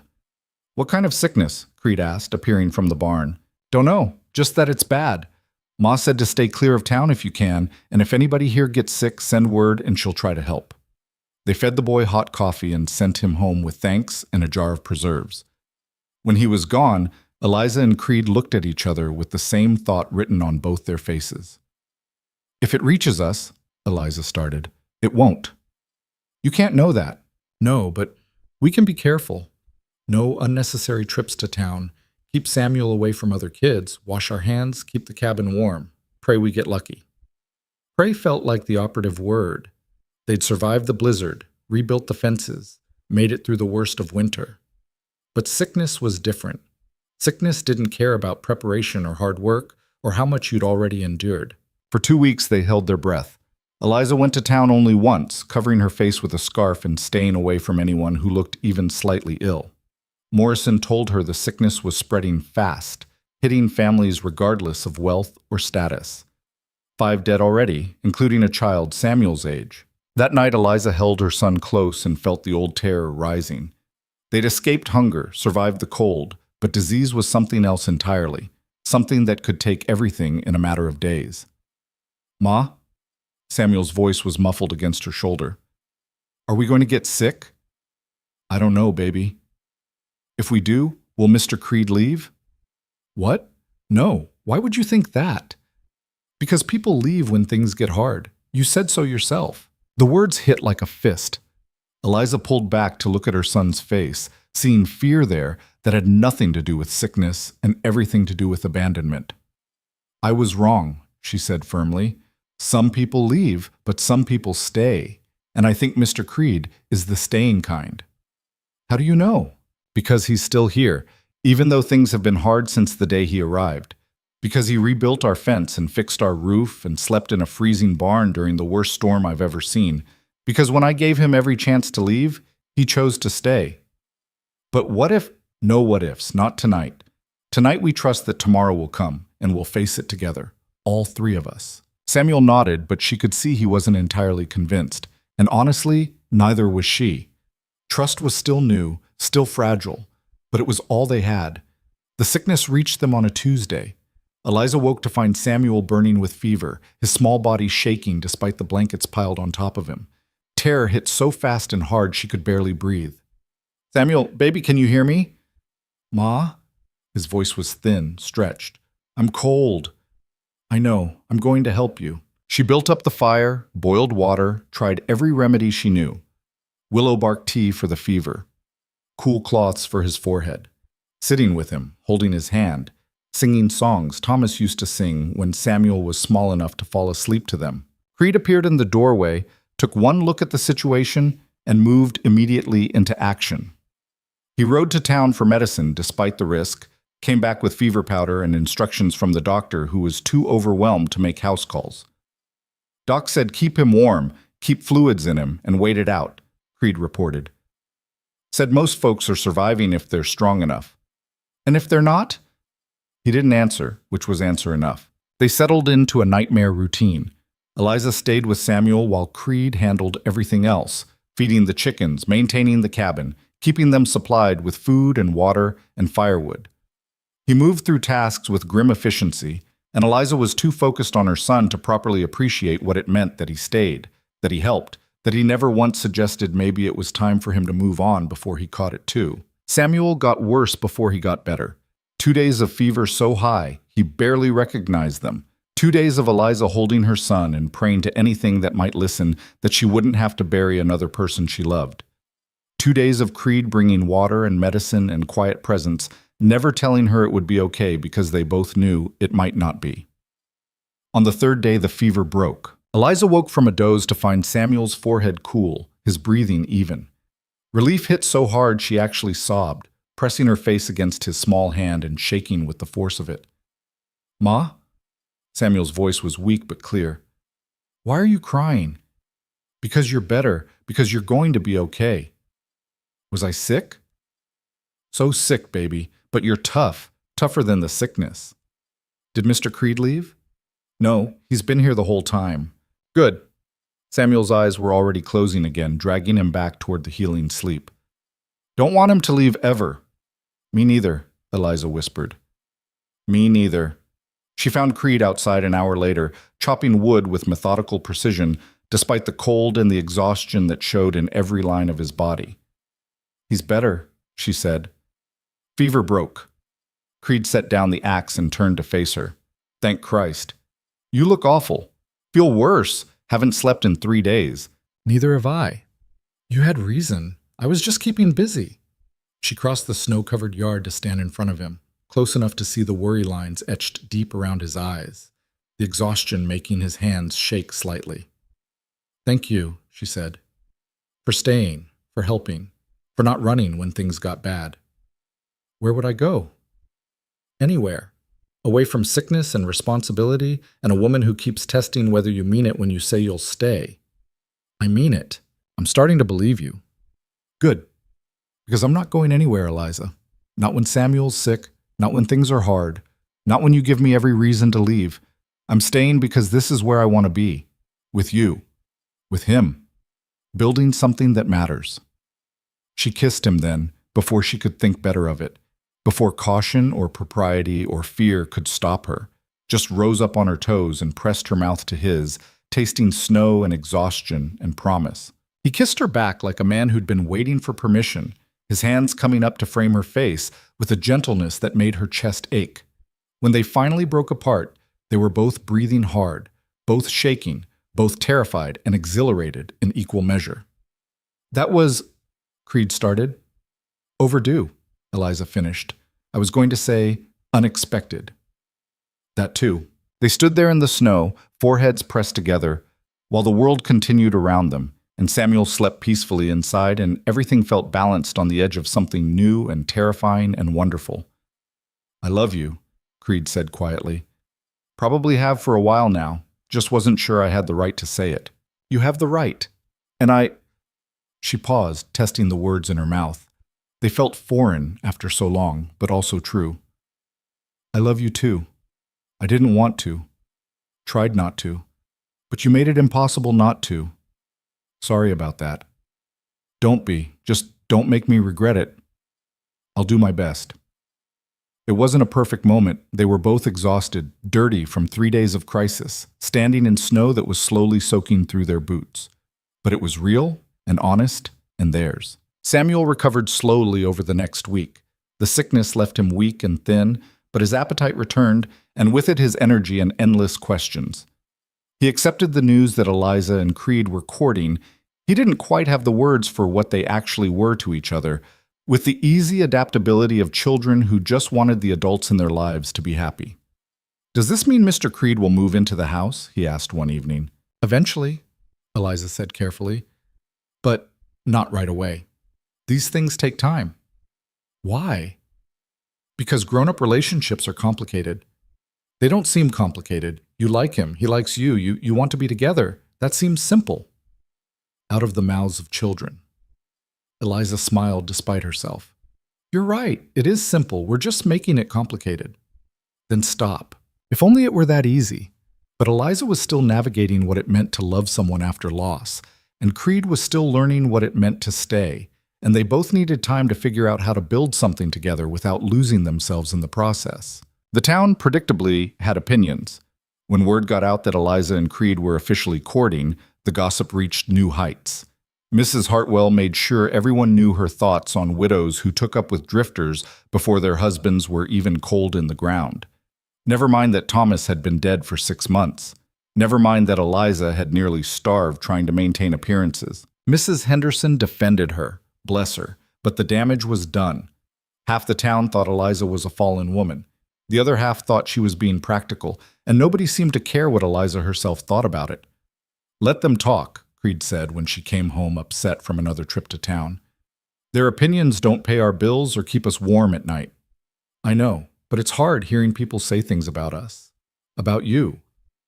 What are they saying about me? That you're taking advantage. That you swooped in when I was vulnerable and tricked me into depending on you. Creed's jaw tightened. And what do you say? I say they don't know anything about what happened. About how you helped when nobody else would. About how you stayed when you could have left. About how you've never asked for anything except a chance to prove you mean what you say. Then that's all that matters. But it wasn't. Not really. The judgment wore on her, made her second-guess herself, made her wonder if maybe they were moving too fast, if maybe she should slow down, pull back, protect herself and Samuel from the possibility of more loss. It was Samuel, ironically, who put it in perspective. Ma, he said one night while they were washing dishes. Do you love Mr. Creed? Yes. Does he make you happy? Yes. Does he make you sad? Sometimes, but the good kind of sad. The kind that means I care. Then why do you look worried all the time? Because I'm scared, honey. Scared of making a mistake. Scared of what people will think. Scared of losing someone again. Samuel thought about that for a moment, his small face serious. Dad used to say being scared just means you care about the outcome. He said the trick was doing the thing anyway. The memory hit sharp and sweet. Thomas had said that, usually right before attempting something slightly dangerous and completely unnecessary. But he'd been right. Fear was just proof that something mattered. Your dad was a smart man, Eliza said softly. Yeah, and I think he'd like Mr. Creed. I think he'd want you to be happy, even if it was with someone else. You think so? I know so. Because Dad loved you. And people who really love you want you to be happy, even if they can't be the ones making you happy anymore.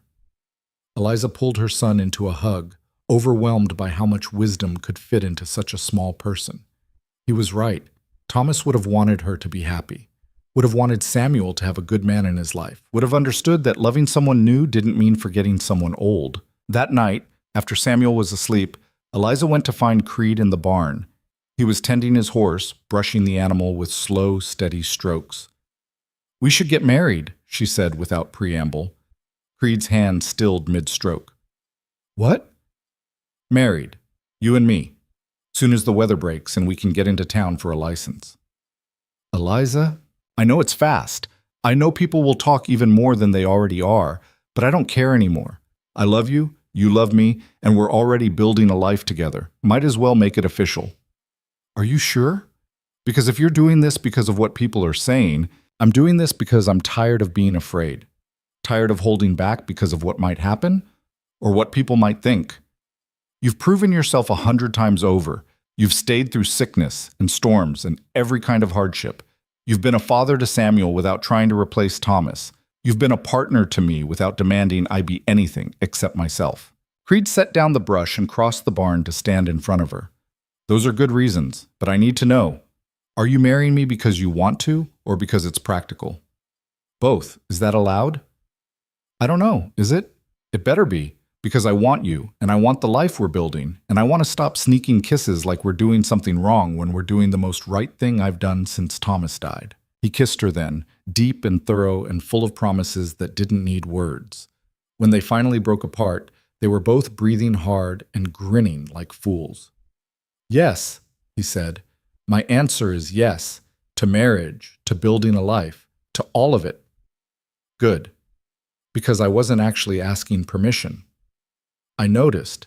It's one of the things I love about you. Just one? There's a list. It's long. Tell me. Later. Right now I just want to stand here and believe this is real. So they did. Stood in the barn while the horse munched hay and the night deepened outside and their future spread out before them like territory waiting to be explored. It wasn't perfect, and it wouldn't be easy, but it was theirs. And that was enough. They were married in March, when the snow finally melted enough to make the trip to town feasible. It was a small ceremony. Just them, Samuel, Mrs. Henderson as witness, and the justice of the peace who looked vaguely disapproving but performed the service anyway. Mrs. Hartwell made a point of crossing the street when she saw them, which told Eliza everything she needed to know about where she stood in Bitter Creek society. But she had Samuel holding one hand and Creed holding the other, and the ring on her finger was simple but real, and none of the rest of it mattered. They stopped at Morrison's on the way home, and the man actually congratulated them, which was more than Eliza had expected. "Heard you two are making it legal," he said. "Good for you. World's hard enough without trying to face it alone." "Thank you, Mr. Morrison. And for what it's worth, I'm sorry. About before. About turning you away when you needed help. Wasn't right, even if I had my reasons." The apology surprised her, but she accepted it with grace. Holding on to anger took energy she didn't have anymore. The ride home was quiet, all three of them squeezed onto the wagon seat, watching the mountains turn pink in the setting sun. Samuel fell asleep against Eliza's side, and she leaned into Creed's shoulder, feeling the solid warmth of him and thinking about how much had changed in 4 months. 4 months ago, she had been alone and starving and convinced she'd have to give up the homestead. Now she had a husband who knew how to fix things, a son who was learning to hope again, and a future that looked like something more than just survival. It wasn't perfect. The work was still hard, the money still tight, the town still judgmental. But they had each other, and they had the land, and they had the stubborn determination to make it work despite everything stacked against them. When they reached the cabin, Creed carried Samuel inside while Eliza lit the lamps. The space looked different now, felt different. Not because anything physical had changed, but because it was officially theirs. All three of them, together. "Home," Creed said softly, settling Samuel into bed. "Yeah," Eliza agreed. "Home." And for the first time since Thomas died, she believed it. Spring came late that year, but when it finally arrived, it came with a force that felt like forgiveness. The snow melted in rushing torrents, the creek swelled and sang, and green things pushed up through mud that had been frozen for months. Eliza stood on the porch watching the world transform and felt something inside her doing the same. Creed was in the south pasture, working on the fence that seemed to need constant attention. From the cabin, she could see his figure moving steadily along the line, Samuel trailing behind him like a devoted shadow. Their voices carried on the wind, too distant to make out words but close enough to hear the rhythm of conversation, the occasional burst of the boys' laughter. It had been a month since the wedding, and Eliza was still adjusting to what it meant to be married again. Different from the first time, when she and Thomas had been young and stupid and convinced love was enough to conquer anything. This time she knew better. Knew that love was just the starting point, that the real work came in the daily choosing, the constant negotiation of two people trying to build something together without losing themselves in the process. She and Creed still fought, though the arguments were smaller now, more about where to plant the garden than whether he had the right to stay.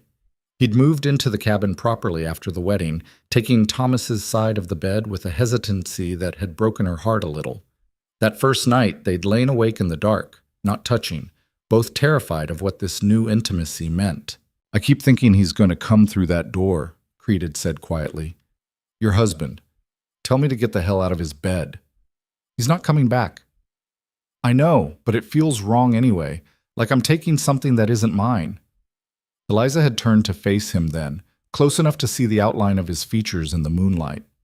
"It is yours. I'm yours. Not because you took anything, but because I gave it. There's a difference." "Is there? Because sometimes I can't tell." "Then let me make it clear." She'd kissed him, slow and deliberate, until the hesitation melted and he pulled her close with hands that shook slightly. They'd made love carefully that night, both of them aware of the ghost in the room, but refusing to let it dictate their future. It hadn't been perfect or passionate or any of the things stories promised. It had been awkward and tender and achingly real. And Eliza had cried afterward, not from sadness, but from the overwhelming relief of feeling alive again. Now, watching him work in the spring sunshine, she felt gratitude so strong it was almost painful. He'd stayed, through winter storms and sickness and gossip that had branded them both as improper. He'd stayed and built fences and taught her son and loved her with a steadiness that felt like bedrock. But she also knew that staying wasn't the same as belonging, and that was the work still ahead of them. Teaching Creed that he didn't have to earn his place here every single day. Teaching herself that accepting help wasn't the same as admitting defeat. Teaching Samuel that loving Creed didn't mean forgetting Thomas. The sound of hoofbeats pulled her from her thoughts. A rider was coming up the creek road, moving fast enough to suggest urgency. Eliza's stomach clenched reflexively, old instincts screaming danger, but she forced herself to stay calm. Not every visitor brought disaster. Young Henderson pulled his horse to a stop in front of the cabin, breathing almost as hard as the animal. "Mrs. Creed," he said, and the name still felt strange in her ears. "Ma sent me. There's trouble in town." "What kind of trouble?" "Fire. Started at the Mercantile, spread to 3 other buildings before they got it under control. Morrison's asking for help. Anyone who can spare labor or supplies." Eliza's first instinct was to say no. Morrison had turned her away when she needed help, and the town had judged her for accepting it from someone else. Let them handle their own problems. But then she thought about Mrs. Henderson, who defended her, about the families with children who hadn't chosen to be part of the judgment, about how being better than the people who'd hurt you meant acting better, not just talking about it. "Tell Morrison we'll come," she said. "Give us an hour to gather what we can spare." Henderson nodded and rode off, and Eliza went to find Creed. He was halfway through replacing a post, Samuel handing him tools with the focused attention of someone learning a trade. "Town's on fire," she said without preamble. "Well, parts of it. Morrison's asking for help." Creed's hand stilled on the post. "You want to go?" "I think we should. Don't you?" "Wasn't sure. Morrison didn't exactly treat you well." "No. But this isn't about Morrison. It's about being the kind of people who help when there's need, regardless of whether we were helped when we needed it." Something shifted in Creed's expression, approval mixed with understanding. "All right. What do we have that we can spare?" They took stock quickly, extra blankets they'd accumulated over winter, food that would travel well. The lumber Creed had been saving for a new chicken coop. It wasn't much, but it was honest, and it was given freely. Samuel wanted to come, but Eliza put her foot down. "Too dangerous. Fire might not be completely out. But I want to help. You can help by staying here and watching the place, making sure the chickens are fed, the fire's banked properly. That's important work, too." "It's not the same." "No," Creed agreed, kneeling to Samuel's eye level. "But it's necessary. Someone's got to hold down the fort, and that's one of the most important jobs there is. You think you can handle it?" Samuel's chest puffed out slightly. "Yes, sir." "Good man. We'll be back before dark." They rode into town with the wagon loaded, both of them quiet with their own thoughts. Eliza wondered what they'd find, whether the damage was as bad as Henderson had suggested, whether Morrison would even accept their help, or if pride would make him refuse. Bitter Creek looked like a war zone.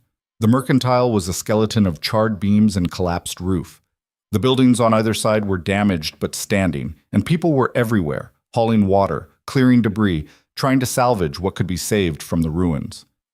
Morrison stood in the middle of it all, directing traffic with a face like granite. When he saw Eliza and Creed pull up with their wagon, something complicated crossed his features. "Mrs. Creed, didn't expect to see you." "Heard you needed help," Eliza said simply. "After the way I treated you." "After the way you treated me, I could stay home and feel justified about it. Or I could come help anyway and be the kind of person I want to be instead of the kind of person you were to me. I'm choosing the second option." Morrison's throat worked, and for a moment Eliza thought he might actually apologize properly. Instead, he just nodded. "Appreciate it. We need all the hands we can get." They worked through the afternoon, Eliza joining the women organizing supplies and temporary shelter, while Creed helped tear down the parts of the Mercantile that were too damaged to save. It was hard, dirty work, and the whole town smelled like smoke and loss. Mrs. Hartwell was there, of course, organizing the church ladies with military precision. When she saw Eliza, her mouth thinned into a disapproving line, but she didn't say anything, probably because she needed the help too badly to refuse it. It was Mrs. Henderson who finally broke the ice, pulling Eliza aside while they were sorting blankets. "Thank you for coming. Means a lot, especially given how some folks have treated you. Can't let people freeze because their neighbors are judgmental." "No, but you could. And nobody would blame you." Mrs. Henderson lowered her voice. "I heard what Morrison said about appreciating it. That's as close to an apology as you're likely to get from him." "I know, it's enough." "Is it? Because you deserved better than what this town gave you." "Maybe. But holding on to anger about what I deserve doesn't keep me warm at night. Moving forward does." Mrs. Henderson smiled at that, sad and knowing. "You're a better woman than most, Eliza Creed." "Not better, just tired of being bitter." They worked until sunset, when Morrison finally called a halt.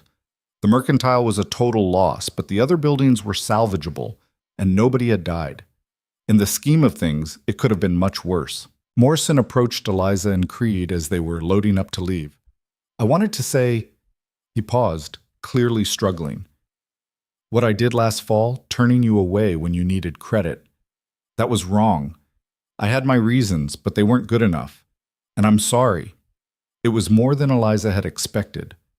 "Thank you. That means something." "Does it? Because I feel like sorry doesn't cover it." "No," Creed said, speaking up for the first time. "But it's a start. And starts matter, even when they come late." Morrison nodded, shook Creed's hand, and walked away looking like a man who'd learned something difficult about himself. Eliza and Creed climbed onto the wagon and headed home through the gathering dusk. "You were right to come," Creed said after they'd gone a mile in silence. "I know. Not usually this confident. I'm learning. Slowly, but learning." "Learning what?" "That being strong doesn't mean carrying everything alone. That accepting help doesn't make you weak. That giving help, even to people who didn't help you, is how you break cycles instead of continuing them." Creed reached over and took her hand, calloused palm against calloused palm. "Where'd you get so wise?" "From making enough mistakes to finally figure out what actually matters." They rode the rest of the way home in comfortable silence, and when they arrived, Samuel ran out to meet them with news that the chickens were fed and the fire was perfect and he'd been responsible the whole time. "Proud of you," Creed told him, ruffling his hair. "You held down the fort like a pro." "Really?" "Really. Couldn't have done better myself." Samuel glowed under the praise, and Eliza felt her heart swell watching them together. This was her family now. Imperfect, patched together from loss and necessity and stubborn hope, but family nonetheless. The weeks that followed were busy with planting season.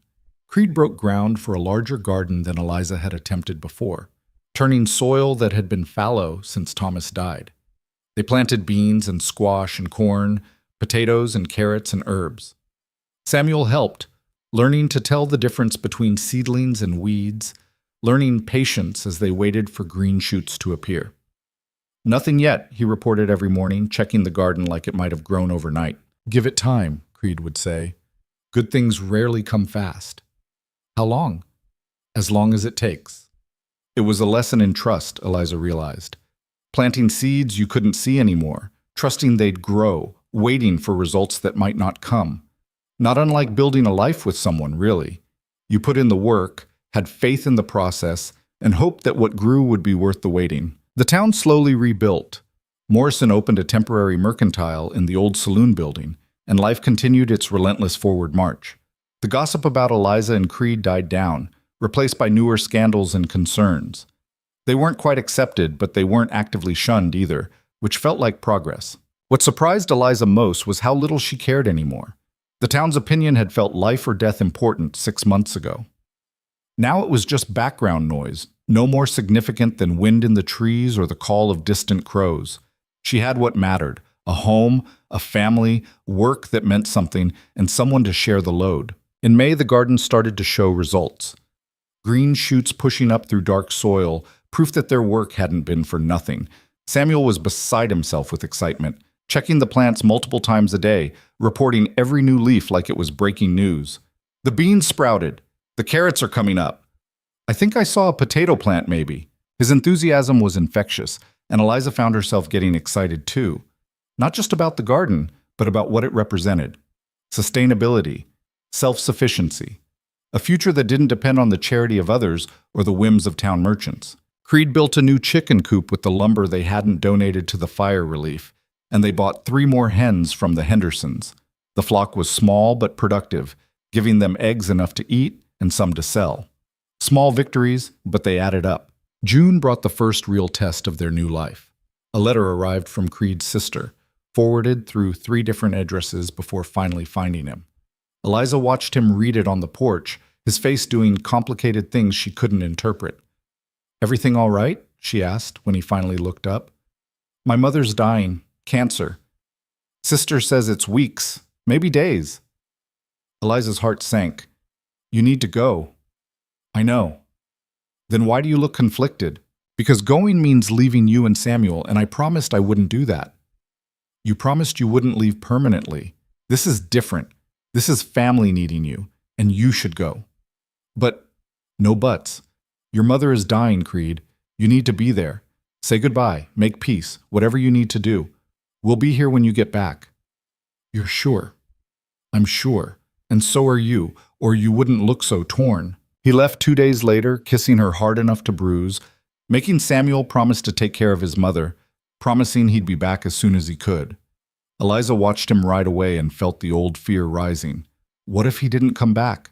What if his sister convinced him to stay? What if the pull of his old life was stronger than the pull of this new one? But she pushed the fear down and got back to work. There was a garden to tend, chickens to feed, a son to raise. Life didn't stop just because you were scared. Samuel asked about it the first night Creed was gone, both of them sitting at the table with empty chairs that felt too loud. "Is he coming back?" "Yes." "How do you know?" "Because he said he would. And I trust him." "But what if—" "Samuel." Eliza reached across the table and took her son's hand. "I know you're scared. I'm scared too. But trust means believing people will do what they say, even when you can't see them doing it. And Creed has earned our trust 100 times over. What if his family needs him more than we do? Then we'll deal with that when it happens. But I don't think they do. I think he's built a life here, with us, and that's not something people give up easily." She believed it when she said it. Believed it through the first week, the second week, the third week with no word. Believed it even when doubt crept in late at night, whispering that maybe she'd been a fool to trust. Maybe Mrs. Hartwell had been right. Maybe men like Creed didn't really stay. But she tended the garden anyway, fed the chickens anyway, taught Samuel his letters anyway. Kept living, kept working, kept choosing to believe that what they'd built was strong enough to survive distance and doubt. The letter came on a Tuesday, 4 weeks after Creed had left. Eliza's hand shook as she opened it. Samuel pressed against her side, both of them holding their breath. The letter was short. His mother had passed peacefully. The funeral had been hard but necessary. His sister had asked him to stay, help with the farm, be part of the family again. He'd almost said yes, because it would have been easier than facing the fear of returning to a life he still wasn't sure he deserved. But he was coming home. To her. To Samuel. To the homestead and the garden and the life they were building together. Because home wasn't where you came from, it was where you chose to be. And he'd chosen them. He'd be back by the end of the week. Eliza read the letter 3 times, then pressed it to her chest and cried. Not from sadness or relief exactly, but from the overwhelming knowledge that trust hadn't been misplaced, that choosing to believe had been the right choice, even when it was hard. "He's coming back," Samuel said, reading over her shoulder. "He is." "I knew he would." "Did you?" "Yeah. Because he loves us. And people who love you don't leave just because something else is easier." Eliza pulled her son close, marveling again at how much wisdom lived in such a small body. He was right. Love wasn't about easy. It was about choosing difficult, over and over, because the person on the other side of difficult mattered more than comfort. Creed returned on Saturday, looking thinner and more tired than when he'd left, but also lighter somehow, like he'd set down a burden he'd been carrying for years. He swept Samuel up in a hug that lifted the boy off his feet, then turned to Eliza with eyes that said everything words couldn't. "I'm home," he said simply. I know. I almost wasn't. Almost convinced myself that staying there made more sense. But you didn't. No. Because sense isn't the same as right. And coming back here, to you, to Samuel, to this place, that's right in a way that staying never could have been. She kissed him there in the yard, with Samuel making disgusted noises, and the chickens clucking their disapproval, and the garden growing wild behind them. Kissed him like a promise, like a welcome, like proof that some things were worth waiting for. That night, after Samuel was asleep, they lay in bed and Creed told her about his mother's death, about the funeral, about his sister's surprise at him having built a life somewhere, about choosing to come back even when staying would have been easier, because easy wasn't what he wanted anymore. He wanted real and messy and hard-won. He wanted this. "I'm proud of you," Eliza said quietly, "for going, for coming back, for all of it. Wasn't sure I'd make the right choice, but you did, and that matters." They made love that night with an intensity that came from separation and reunion, from the knowledge that they'd both chosen this deliberately, consciously, without the excuse of necessity or convenience. And afterward, lying in the dark with his heart beating steady against her back, Eliza felt something she'd thought was lost forever. Peace. Not the absence of struggle, but the presence of purpose. The knowledge that they were building something worth building, together. Summer deepened, and the garden flourished beyond anything Eliza had imagined. The beans climbed their poles in green cascades. The squash sprawled across half the plot, and the corn stood tall and promising. They'd have food for the winter, real food, grown by their own hands on their own land. Samuel turned 7 in July, and they celebrated with a cake made from precious flour and a new whittling knife from Creed. The boy was growing taller, filling out, looking less like the half-starved child of winter and more like someone who'd never known real hunger. "Make a wish," Eliza told him, lighting the single candle they could spare. Samuel closed his eyes, thought hard, then blew. When he opened them again, he was grinning. "What'd you wish for?" Creed asked. "Can't tell. It won't come true." "Fair enough." But later, when Eliza was tucking him into bed, Samuel whispered it to her. "I wished that we could always be like this, all three of us. Happy." Eliza's throat closed up. "That's a good wish, baby. Do you think it'll come true?" "I think we'll do everything we can to make it true. But happiness isn't something that just happens. It's something you build day by day, choice by choice." "Like the garden?" "Exactly like the garden." August brought the first harvest. Beans and squash and carrots. Potatoes that came out of the ground dirty and perfect. They worked together, all three of them, pulling vegetables and cleaning them and storing them for winter. The pantry filled slowly, proof that their work mattered, that they could sustain themselves without depending on anyone else's charity or mercy. Morrison bought some of their surplus, paying fair prices without comment. The transaction felt like a turning point, the final proof that they'd moved from charity cases to participants in the town's economy. Equal footing at last. In September, Creed started talking about getting cattle. Just a few head, enough to give them milk and eventually meat, to use the pasture that was going to waste. "Can we afford it?" Eliza asked. "Barely. But Henderson's selling some of his herd, and he'll give us a good price. I think we can make it work." "What do you think, Samuel?" Eliza turned to her son. "Should we get cattle?" Samuel's eyes went wide. "Really? I can help decide?" "It affects all of us." "So yes, you get a say." "Then yes, definitely yes." They bought 3 cows in October, and Samuel named them all within the first hour. Bessie, Molly, and Rose. Creed taught him to milk, to care for them, to read the signs of sickness or distress. The boy took to it like he'd been born for it, patient and gentle in ways that made Eliza's heart ache with pride. Winter came again, as it always did, but this time they were ready. The pantry was full, the wood was stacked, the fences were strong.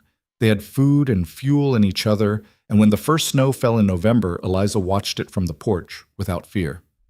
Creed came to stand beside her, his arm sliding around her waist like it belonged there, which it did. "You're smiling," he observed. "I am." "Why?" "Because a year ago I was terrified of winter, afraid I wouldn't be able to keep Samuel alive, wouldn't be able to survive on my own. And now look at us. We have more than enough. We're prepared. We're together. We are. Thank you, she said quietly, for showing up that day, for staying, for choosing this life even when it was hard.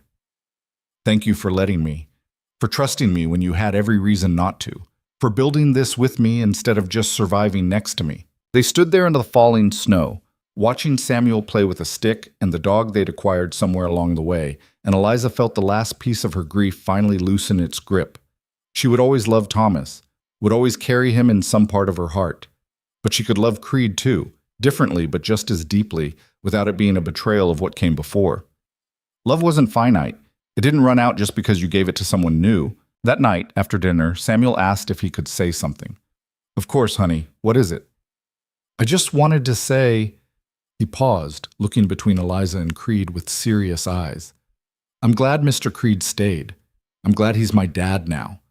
Well, not my real dad, because that's always going to be my first dad, but my dad now. Is that okay to say? Creed's face did something complicated, emotions playing across it too fast to name. When he spoke, his voice was rough. That's more than okay, son. That's everything. Good. Because I love you, both of you, and I'm glad we're a family. We love you too, Eliza managed, throat tight. So much. They sat there together, the three of them, in the warm cabin while winter raged outside. And Eliza thought about everything it had taken to get here. The hunger and the cold and the fear, the choice to accept help when it was offered, the choice to trust a stranger who became family, the choice to believe that tomorrow could be better than today, even when today was unbearable. Those choices had made the difference. Not luck, not fate, not the intervention of forces beyond their control, just choices, made over and over, even when they were hard, especially when they were hard, because that was the thing about survival. It was never just about making it through. It was about deciding what kind of person you wanted to be while you made it through, whether you let hardship make you bitter or whether you let it teach you what actually mattered, whether you held on to anger or whether you chose grace, whether you built walls or whether you built bridges. Eliza had built bridges. Between herself and Creed, between herself and the town, between the life she'd lost and the life she was creating. And those bridges had held, even when the weight seemed impossible. Spring came again, as it always did, and with it came news that Morrison was reopening the Mercantile in its original location, rebuilt bigger and better than before. He asked Creed to help with the construction, offering wages that were more than fair. You should take it, Eliza said when Creed asked her opinion. It means being gone during the day, leaving you to handle things here. I can handle it, and we could use the money. Could also use my labor here. We'll manage. Besides, it'll be good for you. Good for us. Showing the town that we're part of it, not separate from it. So Creed took the job, and Eliza managed the homestead with Samuel's help. It was hard work, but no harder than what she'd done alone the previous year. And now she had a partner to come home to, someone to share the load with even when they weren't physically side by side. The Mercantile went up over the course of 6 weeks, and Creed came home each night with stories about the town, about people who were starting to accept them, about opportunities he was hearing about for work or trade. They were becoming part of the fabric of Bitter Creek, no longer outsiders, but neighbors. When the Mercantile opened in June, Morrison made a point of thanking Creed publicly, praising his work ethic and skill. It was a small thing, but it mattered. Acceptance, finally, after a year of judgment and suspicion. That summer, Eliza found out she was pregnant. She'd suspected for weeks but hadn't wanted to say anything until she was sure. When she finally told Creed, his face went through a dozen expressions in as many seconds: shock, fear, joy, terror, wonder. Are you sure? Pretty sure. How do you feel about it? Terrified, excited, overwhelmed, all of it at once. Me too. They sat together in the gathering dusk, hands clasped, facing a future that had just expanded in ways neither of them had anticipated. A baby, a new life, a symbol of everything they'd built together. What are we going to tell Samuel? Creed asked finally.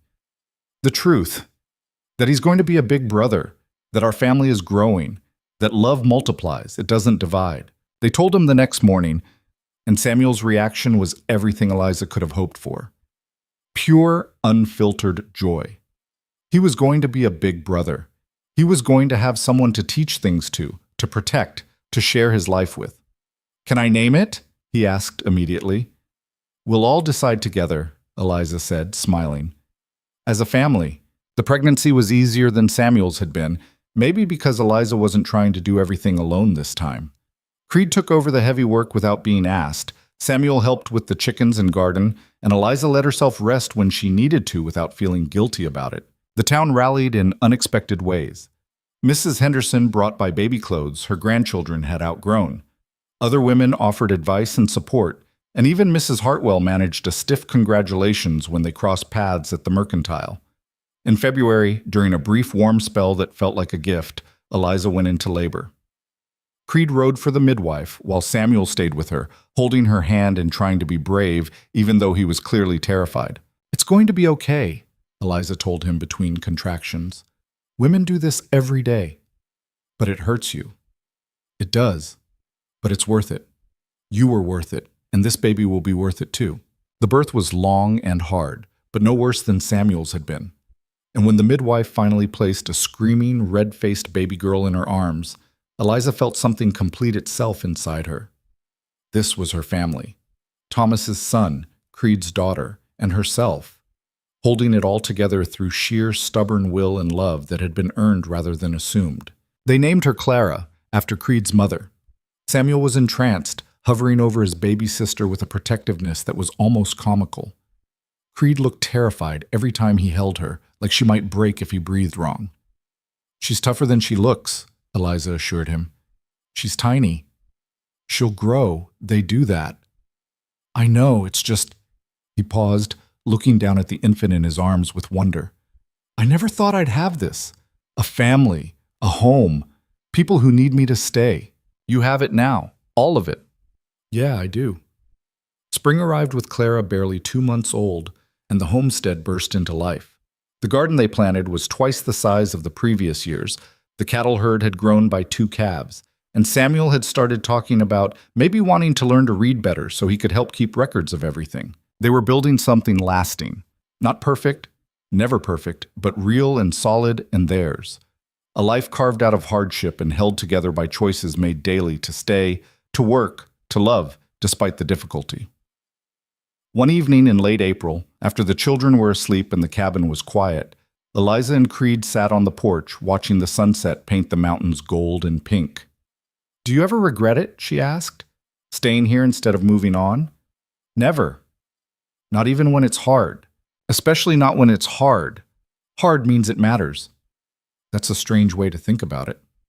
Maybe, but it's true. The things that come easy don't stick.